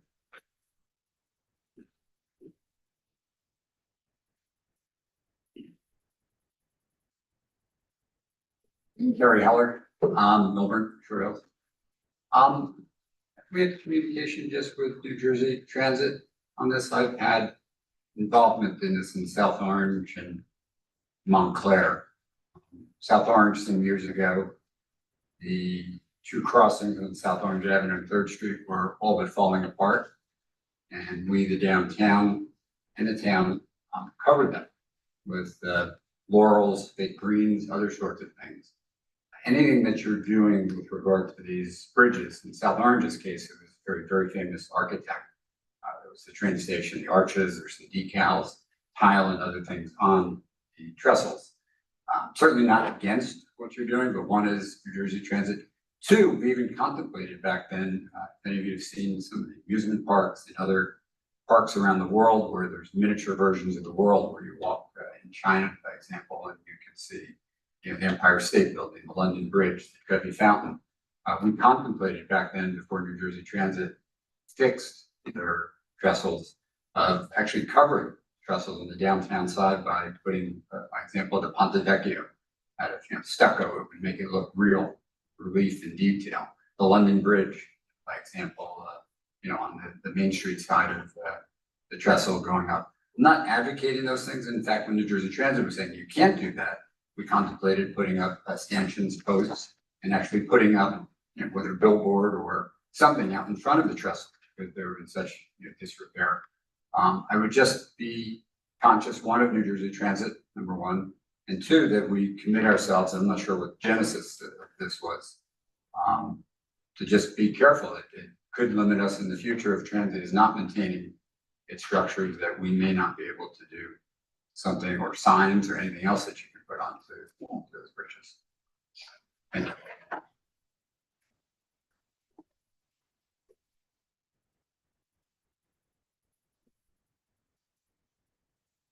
Christine Best, I wasn't gonna comment on this, but I am on the HBC and as an alternate, and I'm just commenting as a resident. I think that the reasoning behind doing this was to preserve the beauty. A lot of these overpasses and bridges, et cetera, so that Essex County on Virginia County Road or New Jersey Transit doesn't come in and build a bridge that's completely hideously ugly and utilitarian in many ways. And so I think to Mr. Heller's point, I understand that, but I think the point is, obviously, if the bridges need to be repaired or even you know, increased in height or width, I think the proposition is really to you know, to reconstruct it in a way that honors the historic nature and the beauty of the bridge. So I just want you to keep that in mind when you're voting on it this evening. Thank you. Yeah, I'll just say I agree with Ms. Best. We have no plans to repair the bridges. If they are in need of repair, it is New Jersey Transit's responsibility to do that, and we would hold them to that. And by having them declared historic, we would prevent them from using, you know, shoddy materials just to get it done. So, you know, and would that wind up in court? Likely, but you know, that's what the purpose of this ordinance is. So I move that the public hearing be, oh, sorry. So just to interject too, who was the family at the July 4th parade we honored? It was the Parcel family. Yeah, the Parcel, but The Ross family, Fienza, Acres. We actually closed the public hearing Okay. first, so the sponsor would need to do that. And then Okay, got it. I'll close the public hearing. No, just because your conversation. All right, so back to that, so the Parcel House, we had the remaining living members of the Parcel House, and the woman I was speaking to, the mother or grandmother or great granddaughter of Parcel family mentioned to me, and it was so unique, so fun, that the Milburn Lighthouse Trap Quarry actually gave the rock for all those overpasses, and those are sourced locally. So when we talk about a historical feature of our town, where the overpass, and we got into discussion I live in the Wyoming section, right? Wyoming is, you know, did you know that the overpass there coming over from Milburn Avenue over towards South Orange, and then the Milburn overpass that I guess Benihana up here on the top of Milburn. And it's just really interesting. So I'd love us to do a lot more work to document those stories and about the Light Pipe family who actually owned the quarry and actually pushed that rock forward for building these overpasses to make it did it for safety issues. But you know, talking about historical, that's a real part of Milburn tradition and histories. Thanks. Full knowledge for I move that I did that already. The public hearing is closed and the ordinance be adopted at final reading, and the township clerk be directed to post the ordinance by title on the Milburn Township public notices page as passed on final reading in accordance with law. May I have a second? Second. Roll call vote, please. Mr. Conlon. Yeah. Mr. Cosgrove. Yes. Mr. Ceruto. Yes. Mr. Stoller. Yes. Mayor Sakamandy. Yes. All right, old business. Proposed Community Service Board Committee Ordinance. Deputy Mayor Cosgrove. Thank you, Mayor. So everyone should have before them, or should have seen at least the draft of the Community Service Award ordinance. And the idea behind it basically was there seems to be a push to formalize a lot of these committees. This one, I think needed to be formalized. I will tell folks off the top that this, as drafted, it has the committee picking their own chairs. And it also has the committee keeping minutes. Now, there's been some comments to me about the minute aspect, that pushing upon volunteer committees the obligation to keep minutes of every meeting, is certainly a pretty big task. So it's in there right now that they will keep minutes.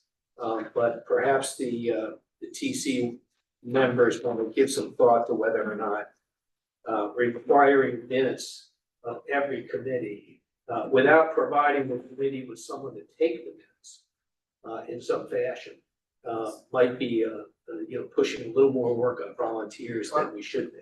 I have a totally different point of view about minutes in this committee, because if you have a meeting and somebody nominates, John Smith, and the point of the committee is, no, we don't think he's worthy, I don't think you want that in public minutes.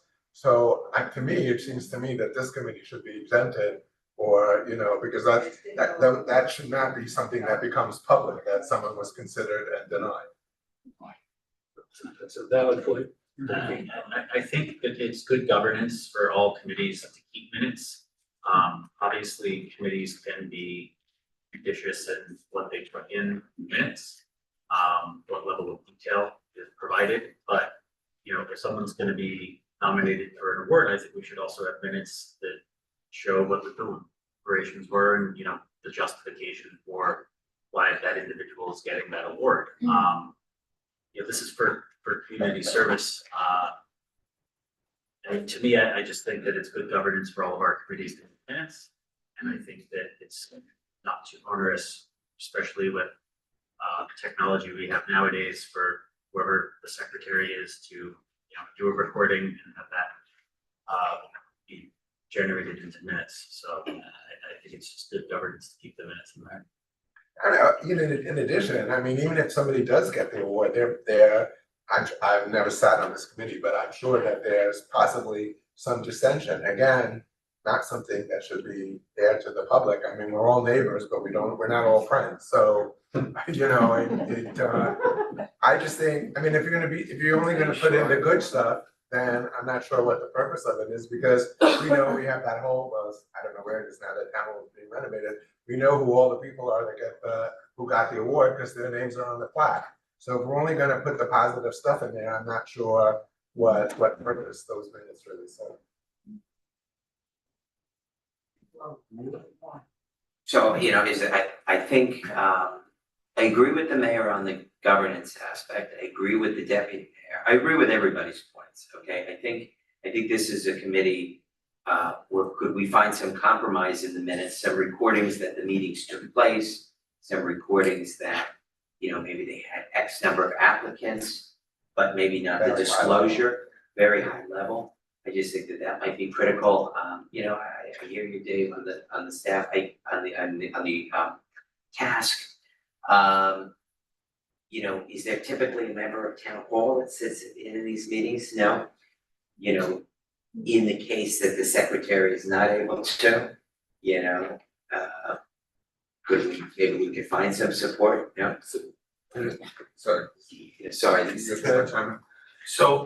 I think that is part of it, and in terms of every all 17 or 18 committees are then gonna need to utilize a staff member to provide Right, that okay, support. understood. But what I would suggest is that, minutes is a very formal thing, right? It's, you've got to make sure that certain aspects of those documents, reflect what went on. What we've done in some other instances, 250 is one of, like, notes. You've taken notes from the meeting and you're able to, discern what occurred, very high level, making sure that you have a record of it. Doesn't necessarily need to be posted to the website either if it's not governed by the Open Public Meetings Act, but it's there in case it is needed or that it needs to be incorporated in some way, that it's available. But listen, leadership matters, it really does. Leadership matters and, kind of to a point of appointing the head, et cetera. Everybody should work within the constraints that they're giving. AI can do minutes and such, but those minutes need to be reviewed prior to being released to the public. If somebody's put up for a good Samaritan service award, et cetera, well, they probably want to know why they were voted down as well. I would want to know. So, let the chips lie where they fall, really, when it comes to that. So that's the reason minutes are in place. So there's a governance issue. You're not going and doing certain things, and it's whether it's malfeasance or not. I don't even want to go down that hole, but everyone should know what's happening in these committees, and should be a public record. Leadership matters. Absolutely, I agree with that. Transparency matters. I think it would set a bad precedent if we started exempting some committees from being able to take minutes. I think the standard across the board for governmental committees are take minutes. It's got to be part of the record. We need to have a record in some way. That's just basic. Honestly, the person who can't decide what should be in the minutes and what should and should not be in the minutes probably shouldn't be running that committee. You guys agree?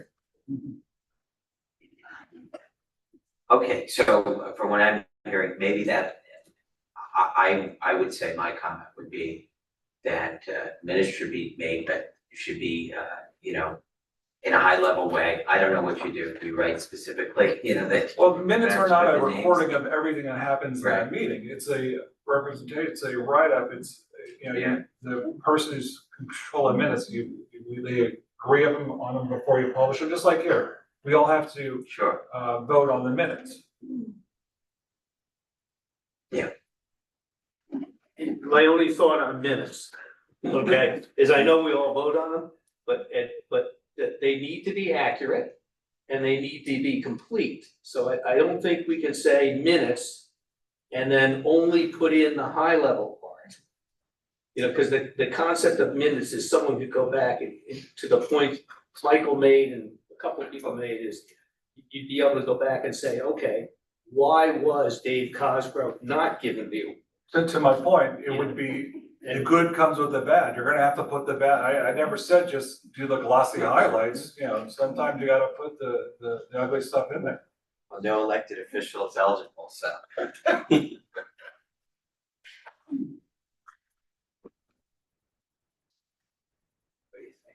I don't know. I mean, in some sense, it does more harm than good. It's not a self-nomination. So if person A nominates person B may not even know they were nominated, and then only to find out that they were nominated and the whole committee thought it was, they didn't deserve it. I mean, what are we doing here to our neighbors? That just seems really nasty and ugly. And it can be Oprah, and people Oprah things all the time. Reasons for giving an award and choosing, and choosing between five, the minutes can say, okay, this individual out of these five was chosen for these reasons. That's in the minutes. Only those who have been approved. And that's useful information. But you also know who else was considered, and you'll know that they were not the one that was picked. I mean, transparency is important in governance, whether it's convenient or not. You can't choose where you have transparency and where you don't. So if you're going to give an award as part of a township committee, then your committee should function like all of the other committees where you do minutes. And if you don't want to do that, then you know what, we don't need to have this committee. This is not a committee that we necessarily need to have. If you're so concerned about it, then. But this is more personal than like the Shade Tree Commission, it's just, it's people who are being talked about here. It's not, you look at the other committees and what they do, it's keeping track of art projects now or trees or, we have what Al just said, 18 committees. This is the only one that I can think of immediately that's personal. It's land use, it's not personal. This one's personal. I think we could find a compromise on the minutes. I think if they're taken at a, it's at the discretion of the secretary, and that's sort of the message that we're sending through the liaison to the committee. Right, but Jimmy, it's still discretion. I mean, everyone should be keeping minutes accordingly, the good, the No, bad, and the ugly. I There's no I agree. discretion. I Let's leave out this good thing, this bad thing. The minutes are the minutes. It's a representation of what transpired during that meeting. And, in bullet format, et cetera, so that you can actually understand. Yeah, but is it supposed to be, are the names supposed to be a surprise, for example? I don't know. I'm gonna leave it that I think it could be a compromise. So we're not voting on this tonight, so it's just a discussion, so I think this is gonna need some continued discussion and consideration, offline, in small. Not to put you on the spot, but as the person who takes minutes from, as the clerk, it'd be interesting, I'm not asking now. For you to put your opinion about what needs to be done for a governmental committee. An advisory committee really doesn't have any real power. So, right, they're giving a recommendation to the township committee saying, we recommend this person who provided this, and they're providing a proclamation with the achievements. So I can see both sides too, maybe loose notes, you can just, who they're chatting about or something, it could be something a little more rooted than official minutes. I think If there was a consensus. there's also a public meeting at least once a year, so maybe that could be, more official, because if people are recommending people, that could be more of a meeting that keeps minutes. You're hearing from the public and the board. What's interesting, the library gives awards and yet they still have minutes, right? I'm not aware of what awards that they have. There was something recently where they were discussing, I don't know if they're gonna name the room or something. It seemed like they were gonna be awarding someone something, and they're a committee that keeps minutes. It's in the minutes. Okay. But can I just try one thing? Sorry, is I think the question, and this can certainly be vetted out as we discuss this further, but is what is the utility of providing the negative, whatever is the reasoning behind not choosing somebody to actually choosing somebody? In the end, the goal is the advisory committee chooses somebody that's worthy of the receipt of the award. Whether people are not worthy of it, it's not, you don't have a review process that you go back and say, well, your reasons were unfair and you provided these different reasons why they shouldn't be awarded this. It's more about the individual that does receive it. And I think to the mayor's point, you're stating so and so and so and so were considered, but they weren't chosen. Probably as simple as that. Yep. Yeah, I would just say it appears that there's 2 members who are in favor of full minutes, there's 2 who are against minutes in general, and then you have Committee Ceruto's kind of compromise position. I'm happy to draft language to kind of get Committeeman Ceruto's idea out of and not calling it minutes, to the deputy mayor's point, and see how you guys appreciate that, and see if that can be agreeable to all.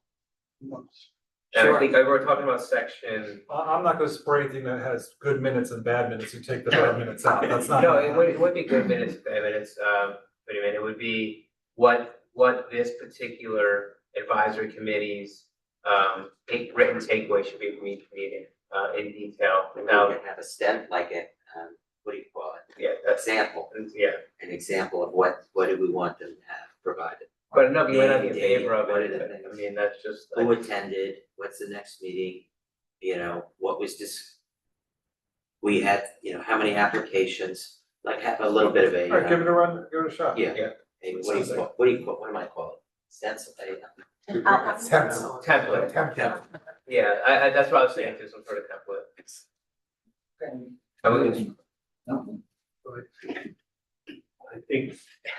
I think we can move on this one. Or is this dead? So Mr. Cantor will take a shot at making some tweaks to it and we'll come back to it. Yep. Yes, Yeah, is there consensus on that? Yeah. All right, next up is data center proposed regulations. Deputy Mayor Cosgrove, also yours. Thank you again. So this is coming back for the second time. There was discussion last time about it. And what I'd like to keep this moving, and that's why I asked that it be put back on. I will say, though, that since the last meeting, the state has passed, a law dealing with data centers. Thank you, Scotty, for sending me that. What's happened is that statute now directs the various boards in the state to develop some regulations around data centers, what's allowable, what's not, what, et cetera. And I think, but I can't predict, that those regulations, when they show up, may address the mayor's concerns and some of the members of the audience. May not, but they may. So my thought process really on this is, we've heard from our planner that passing the proposed ordinances gives us a better level of protection. I still would push everyone to let's pass that so we have the top level of protection for the residents. And then in the meantime, as the state develops these regulations, we can take a look at those and we can take our time looking at the mayor's concerns and anybody else's concerns about whether we want to change the look of what we have, to permit these in town. So that's my proposed solution on it. So to be clear, I'm not necessarily against banning the data centers, but I think that one, I said we should get some more feedback. Didn't receive much feedback.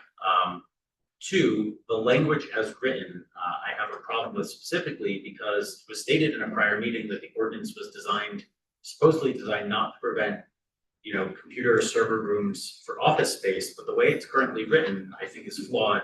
And it could prevent companies from having a large on-site server room or facilities that you sometimes see with hedge funds, with financial firms, et cetera. I've certainly worked at institutions like that had large, data centers within their office, but they weren't, a traditional multi-tenant data center. They didn't have the negative externalities that sometimes come along with those multi-tenant data centers.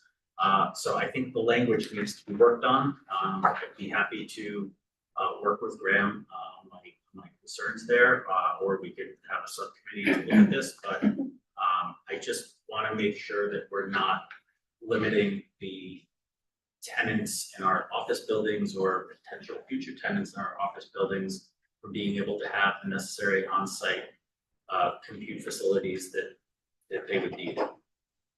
Given the issues with data center, I'm just wondering if the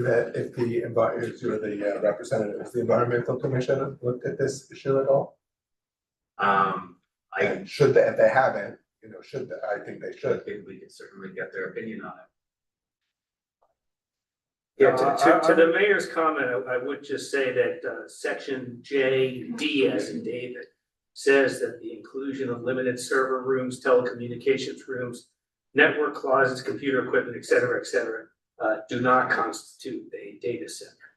I think that issue was addressed in the original draft. And I specifically, there were other sections that I had issues with. I think these are issues that can be resolved, but I don't think this is ready to move forward as is.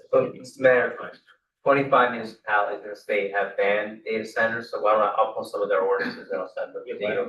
And Graham said that, I know Neptune just did it last night, so let me pull some of their ordinances to prepare. And when can we see the state information on the data centers? I can send that out today. Okay, fantastic. Okay, so I think to wrap that up, I think it would be Mr. Cantor will provide some examples from other towns, and Ms. Gotti's going to provide that article and the statute that she sent to the whole gang. Right. Thank you. All right, New business, disorderly persons ordinance. Again, Deputy Mayor Costro. I know, I feel like I'm taking too much time, but the disorderly persons, it's gonna take a little time to explain this, but the need for the ordinance to me was highlighted at the March 22nd, 2026 Charter Study Committee meeting where an audience member became extremely out of order and out of control, and frankly, in my opinion, acted in a threatening manner. But please watch the tape and make up your own minds on what happened there. The chair of the committee, to his credit, tried to use his gavel the best he could to control this individual and was unsuccessful. The individual was, and again, make up your own mind, either told to leave or left on their own. But this type of refusal to respect the chair of a committee who's making a valiant attempt to control the situation has happened before in the town's history. And I see a clear need to act. After I saw what happened, I looked myself at the town ordinances and saw that there really was not an ordinance that directly addressed someone refusing to respect being gavelled, to lack of a better way to put it. In candor, the last episode that I'm talking about did involve my wife. She was the target of the outbreak. We have a draft outline that was prepared by Mr. Cantor, thank you very much, for discussion tonight. And like I said, I think there's a need for it because, we saw what happened, we've seen it before. And I think it gives the some deterrent effect to people who are going to not respect the gavel, I'll call it. And it gives the chair a little more power, so to speak. It's important, I think, though, that not just the chair of the committee, and it's not just the mayor here, be the chair of any committee, duly designated, I should say. It gives them some power. It puts a little thing behind the gavel. So perhaps, acts as a deterrent for people who are going to misbehave. In today's political climate, I can see this becoming a more frequent thing. I can't predict it. I hope it doesn't happen. But I do think we need some type of deterrence so that people, when they get out of order and they get out, that they know it's serious business. Keep in mind, it's a disorderly person's offense. No one's going to be, sent to jail for life or anything with a disorderly person. Well, for a year. At any rate, that's my thought process. Wanted to see what the group thought about it. I think there's a need for it. I'll start. To begin, I would never limit anyone's free speech. I'm surprised you're saying that as an attorney. Secondly, if there's incendiary comments made, which your wife made, calling all Republicans valueless, that precipitated it, there's a standard that has to be taken into consideration. When he was gavelled, he did leave. He did say a couple expletives on the way out, et cetera. But I understand what you're saying, but to limit someone's free speech in such a way, and if he did, I think we had somebody removed once from a township committee member thing. I saw a video of Nancy Stone being removed. What did that fall under? Do we know? Was that this ordinance, or this was not in place? One of the problems I had with the language, it doesn't specify a penalty for the violation. So it mentions there's a summons potentially or removal, but is there a fine? Is there jail time? Like what? We need to know what the penalty. Right, but is, even above that, he was going to consider something. He felt that he had incendiary, and I certainly do not condone his behavior, nor do I condone of anyone using that type of incendiary comments to precipitate his reaction. And it was Are you saying that my wife said something incendiary? She was asking a question posed by the board. You're putting words into my mouth. She was said a number of times that she wants to understand someone's affiliation and whether they have values or not. And her implication, and she actually said that if they're a Republican, they do not have values. So that's what set the gentleman off. People in the audience should watch the tape. I was there. That was never said. It was actually, so it was said multiple Take the times. chair. So this actually is probably a good example of why we may need some ordinance like this, as Mr. Feld just demonstrated some disorderly conduct there. But I think. I didn't start dancing. I think we need to, if we're gonna do this, we need to establish what the penalty is for the violation. If this is something we're gonna do, I do think it's probably a good idea to have some sort of mechanism to maintain decorum after a warning is given. You know, we certainly have had situations where, you know, people have had to be ejected over the years, and probably having something that, you know, better defines that criteria is probably helpful. You know, if someone were to file a civil rights violation or complaint, wouldn't it be helpful to have some sort of structure in place, Mr. Cantor? Like, what, is there any value in sort of codifying this? So I would think under Robert's rules that any chair has the right to call a member of the public out of order. And if they're deemed out of order and they don't get into order after warning, they'd be asked to be removed. I also think that certain, and I actually haven't seen the video, so I'm not talking about the specific example. I think certain behavior could result in being asked to leave immediately based on abusive language. As far as it being a disorderly person's offense, that would give the court the ability to fine. I know Mr. Phelps said jail, but I doubt any reasonable municipal judge would put somebody in jail for speaking out at a meeting. But it would have more teeth to it than just being asked to be removed from a meeting. But given what we do, you know, there's been people who've been out of order here before, and I've been in meetings where they've been asked to leave, but get let them back into the next meeting because they have a right to be here. So I don't know that I'm really answering your question. I think this was trying to be more of a deterrent, and to give, I think here we have a lot of authority. We're sitting up here in suits, you're the mayor of the town, and we call people to order, they're called to order, and they typically, when you tell somebody up there, your 3 minutes are up, most times the respect love to sit down, and I'm here to back you up, and we are. I think in some of these advisory committees, those chairs lack that same respect and that same authority. And I think Deputy Mayor was attempting to try to empower these chairs and give them a little bit more authority in those meetings to gain control.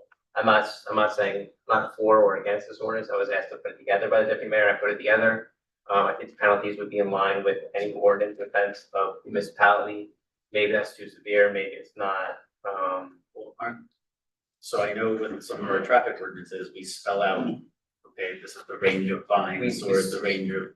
We certainly can do that, but I think there's a threshold issue as to whether or not we wanna deem this to be a disorderly person offense that could, because there is a disorderly person's ordinance here. So if you assault somebody, if you fall into what's a traditional disorderly person, you could obviously be charged with disorderly person's offense.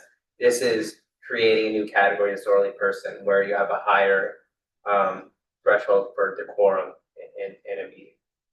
So, you know, typically talking out of turn or talking over somebody would not rise to the level of disorderly person's offense, but this was trying to create another definition of disorderly person when you're in a public meeting or an advisory committee and you act that way, that it would fall under disorderly person. So why would you put this together without the video and understanding the circumstances of what happened?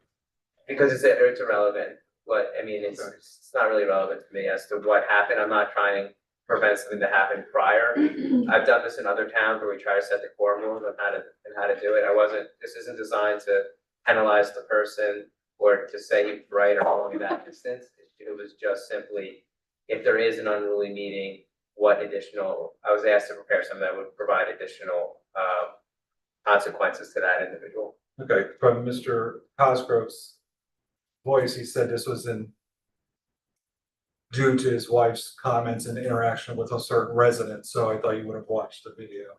That's it. Okay. I think regardless of the circumstances, I think we've had over the years issues come up in meetings where it was necessary to take control of the meeting or to eject individuals.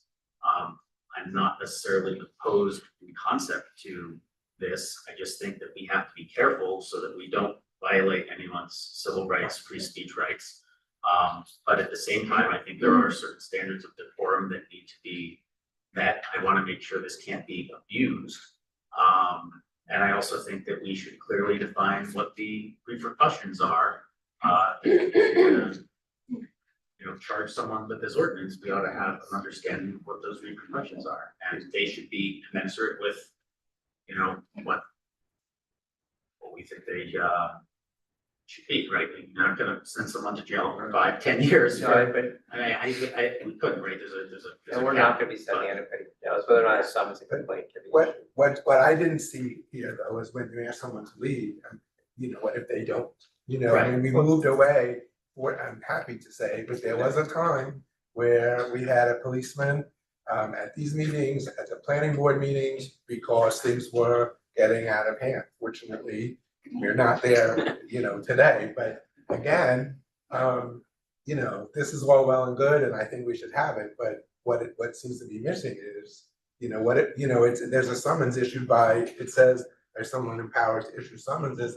There's not usually someone in the room who is so empowered. So I think we need to kind of think through that process as part of the process. And I agree 100%. And shouting, yelling, creating excessive noise or et cetera, it seems to me that's your free speech. You're able to do that. Once reprimanded by the chair, gavel, and asked to leave, then you're basically trespassing and then you can be held accountable. That's not what this says.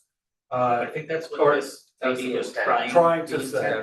and I don't think I think that was fully, intent. I don't think it's I'm not fully sure. there yet. Okay, so from that standpoint, then absolutely, and I agree with it, you should have some line of repercussion, of remediation, how to fix that event. However, free speech, when somebody's yelling, arguing, et cetera, well within the bounds. I mean, I look at this, I remember a time in here when everyone's yelling at each other. It was crazy 3-4 years ago. From the days. Yeah, so, from that standpoint, if we want to model this to say, okay, if someone is being belligerent to the chair, refusing to leave, refusing to comply with Robert's rules, et cetera, then I'm fine with it. But it has to meet that merit. So I think it sounds like there's a consensus to do something here, but we want to make sure the language is carefully crafted, things are spelled out, and it sounds like it needs more work before. So, And I think the First Amendment violation would come in when the chair issues the warning and silence person, not on the subsequent, summons and complaint that may or may not be issued. But yeah, I'll have to take another swing at it. I think this is like my third or fourth swing at it. So, I don't know that I'm gonna get there for you guys. I'm gonna try. This is kind of a hard concept to get on. well, I think other towns have done this before, right? Is there a model for this? I have modeled it, but not with the issuance of a summons.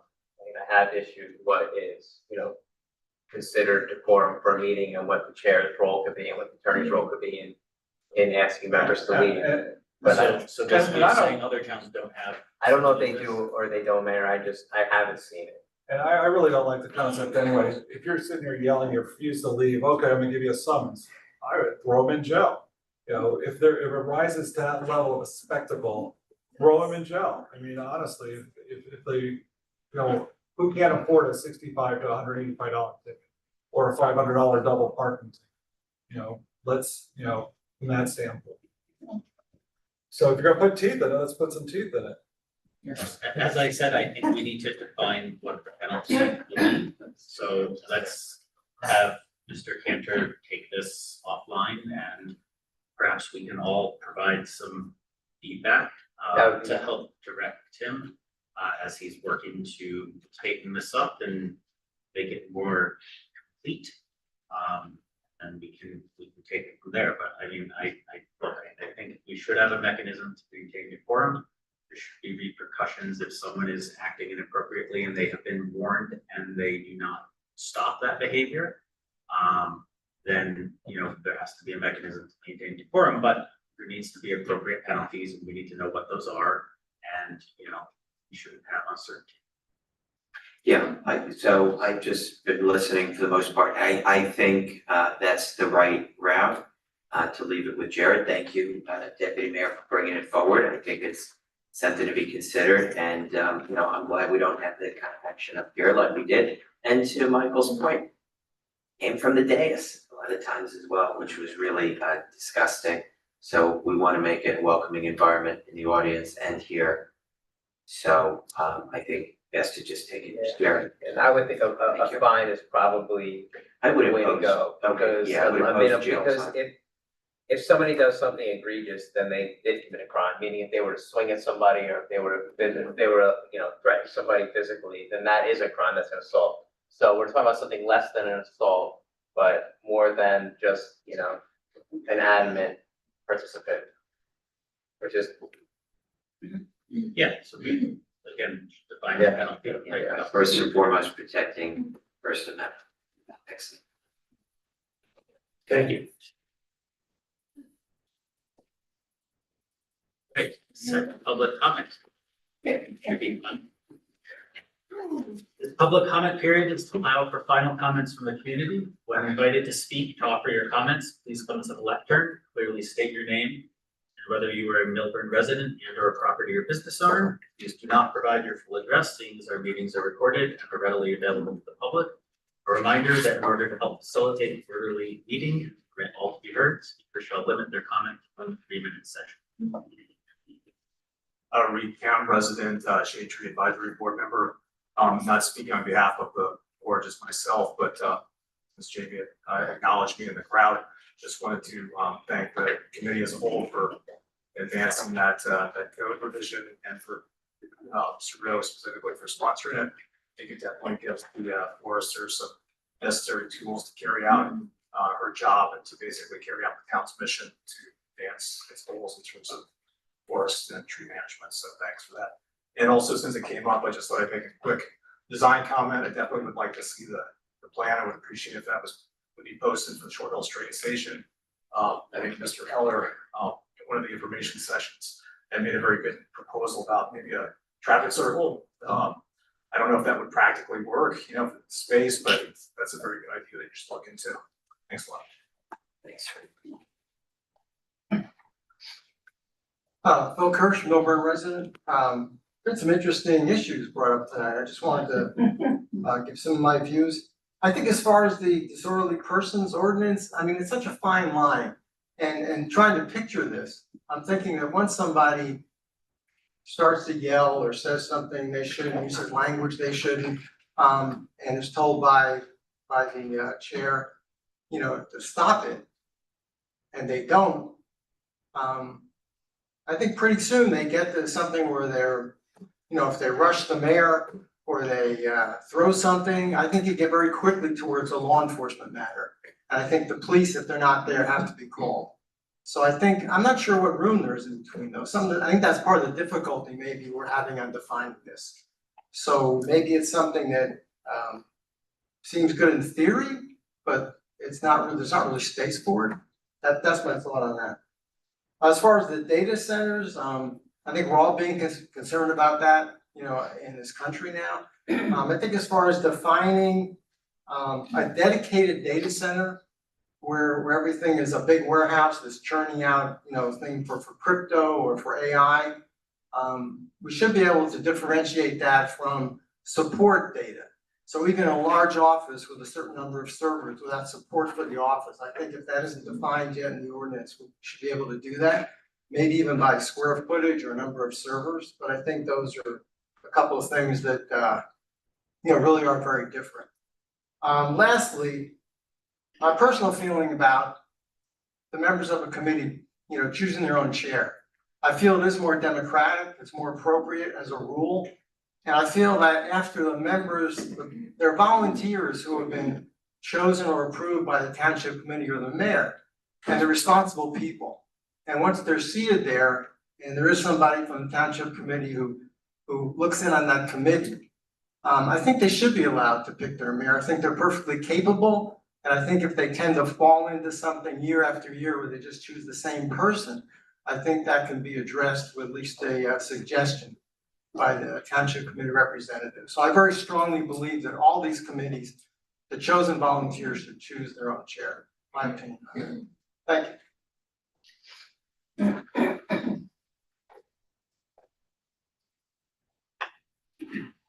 Morielli, resident, thank you, Mr. Cohen, for the explanation of why the ordinance was pulled. Kudos to the entire township committee on the progress on the 9 Main Street litigation. Committeeman Ceruto, Working Man's Shed was the name of the Dead cover band that played. And congratulations, Alex, for 10 years. I didn't realize it was 10 years. It actually feels like quite a bit more. We have spent plenty of time together over that time. I've always found you to be very accessible, very thoughtful. You've listened to all of my ranting and raving. I think, and I just think the town is very lucky to have you. So thank you for all you do.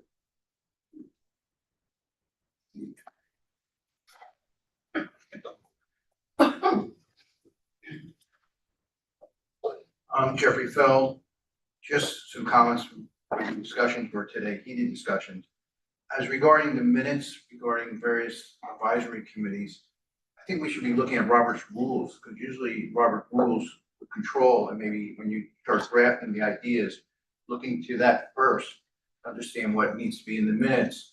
Also, in the proposed, I think, first reading ordinance for the art committee, there was a provision that's a little broader than other ones for removal of sitting members.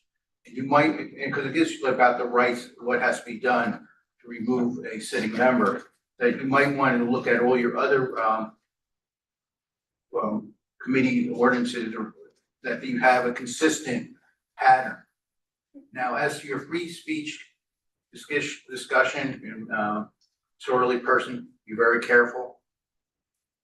I was in a hearing after the mayor of Orange was arrested in September 2007. There was an organized removal of a gay man. It was organized by the police to harass people. Be very careful about these free speech issues. Considering also that I'm speaking at it because the township has filed a motion to suppress my free speech. We want me to pay monies, for there, and they've lost various motions.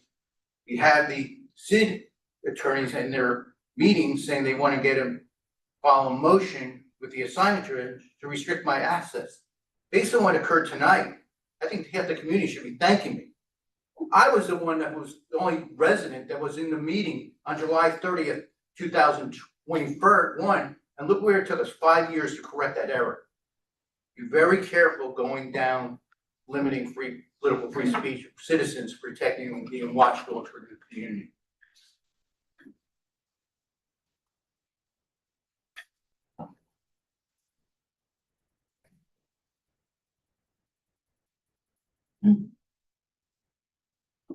Christine Nast, Melbourne Township.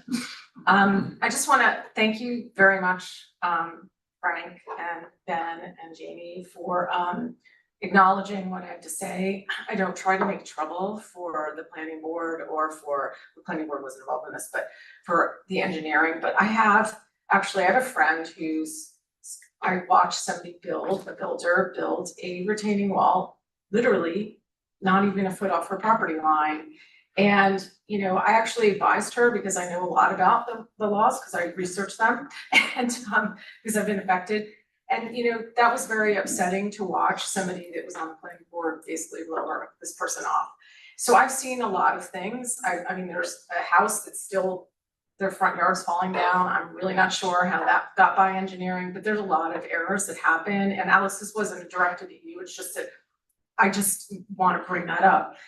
So, one of the things I also think is really important is that, there are definitely zoning codes and setback rules and things like that, accessory dwellings and all that jazz.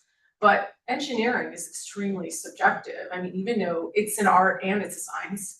And so when you place all 3 dry wells on the downward slope side, angled at one house, okay, that is going to, eventually hit you, okay, before it hits the first house, that's irresponsible engineering. That's cheap engineering. So when I did my drainage, again, because I didn't want to be sued, I'm with the people below me. I actually had separate dry well locations and different lawn drains all in my front yard, and I had everything going into separate drains, so it was dispersed across my yard. So it wouldn't nail one neighbor more. And so what I'm really asking is this land engineer, who I think neglects to do a lot of things in town, he's very well known, should actually, he can easily put a dry well. You can actually sink, even though it's uphill, you can sink a dry well down in the front yard. It just costs a little bit more money. But when you're spending 4.5 million on a house and tearing down a $3.5 million house, what's another $5,000 in my mind, so that your neighbor doesn't get soaked? So that's what I'm really asking for. I'm also asking for them to do engineering on the pool, because there's a retaining wall and there's certain laws around actually when you install a pool where an area has been backfilled around a retaining wall, that there has to be a certain quality of soil available. So that's the other thing that I wanted to talk to you about. And I wanted just to quickly, and thank you, because I would love to have a meeting and explain it. I'm really not trying to be a problem. I'm really concerned. I have a lot of respect for you, Mr. Cosgrove. I'm very, very concerned about your proposal, and I understand what happened with your wife, and I feel really badly. But I have watched where I have been pushed back and gaslit by the ex-mayor, and basically, and I know I have to go, but I was gaslit to the point where I would have been gavelled, and I don't want to have an event like that. And I'm a nice person, and I don't get violent. Thank you. Thank you.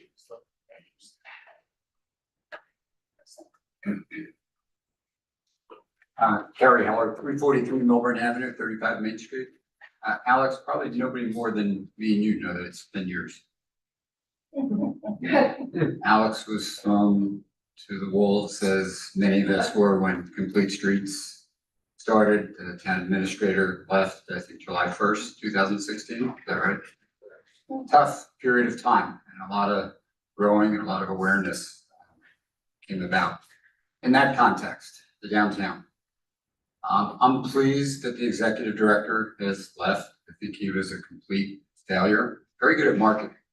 But special improvement districts were not started to be marketing organizations. I helped start South Orange, Bloomfield, Montclair, Melbourne. Infrastructure. Downtowns have had to compete against malls, strip centers, Route 10s, Route 22s, the internet. We haven't changed. COVID changed things as well. Complete Streets was a complete design disaster, a great concept. It got started, it got to Main Street, and we eliminated left-hand turns. A bus still makes a left-hand turn that it shouldn't be doing. It was making a right-hand turn from Melbourne Avenue to Main Street. We need to reevaluate, to evaluate. What doesn't often happen is to go back and look at what we did. We spent $6.8 million, $7 million, $1.2 million was returned to the town. We didn't even spend the right amount. Phase 2, phase 3 was not done. Alex and yourselves are trying to do a good effort, piecemeal, Main Street East, in front of the deli, down in front of Lackawanna to Homes, Upper Melbourne Avenue, I'm gonna call that upper because it goes uphill. It looks like hell. And it needs to be changed. It needs to be changed in the context of a larger plan.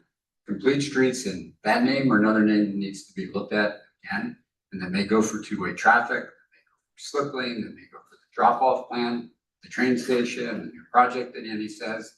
There's a lot going on. And you mentioned, I guess first, the Andy Says property. Hey, we can deal with it after. We know there's going to be a problem, but in the context of a larger plan, let's start that in the context of a larger plan. You mentioned Keller Park. Coming up Main Street, the left-hand turns. There's a couple of empty lots. You've addressed some issues about vacant properties. What about vacant land? We have, Alex, and you can correct me if I'm wrong, we passed the ordinance about delivery trucks. It's not being enforced, and I can tell you, your police officers and DPW, nobody that I've met and talked to even knows that it exists. I'm not even sure that the council even remembers what you approved. Let's do something. Vacant store ordinance with regard to signage that needs to come down. I think it still exists on professional audio. There's just a lot of little things that make up a greater whole. Thank you. Okay. Is there anyone online? No, ma'am. Okay. With that, I will close public comment. DC responses, getting installed. I just want to thank everybody for coming out. Mr. Kirsch, thank you for your points. I always learn something when you speak. I appreciate it. That's it for tonight. Thank you. Committeeman Cohen, I have nothing to add. Deputy Mayor Cosgrove, Nothing to add, thank you. Committeeman Sudo. Thank you for everybody's engagement. Appreciate it. Ready. That case, I have no comments. Mr. McDonald, any comments? Attorney Cantor? I don't have. All right, in that case, motion to adjourn. Second. All in favor? Aye. Thank you.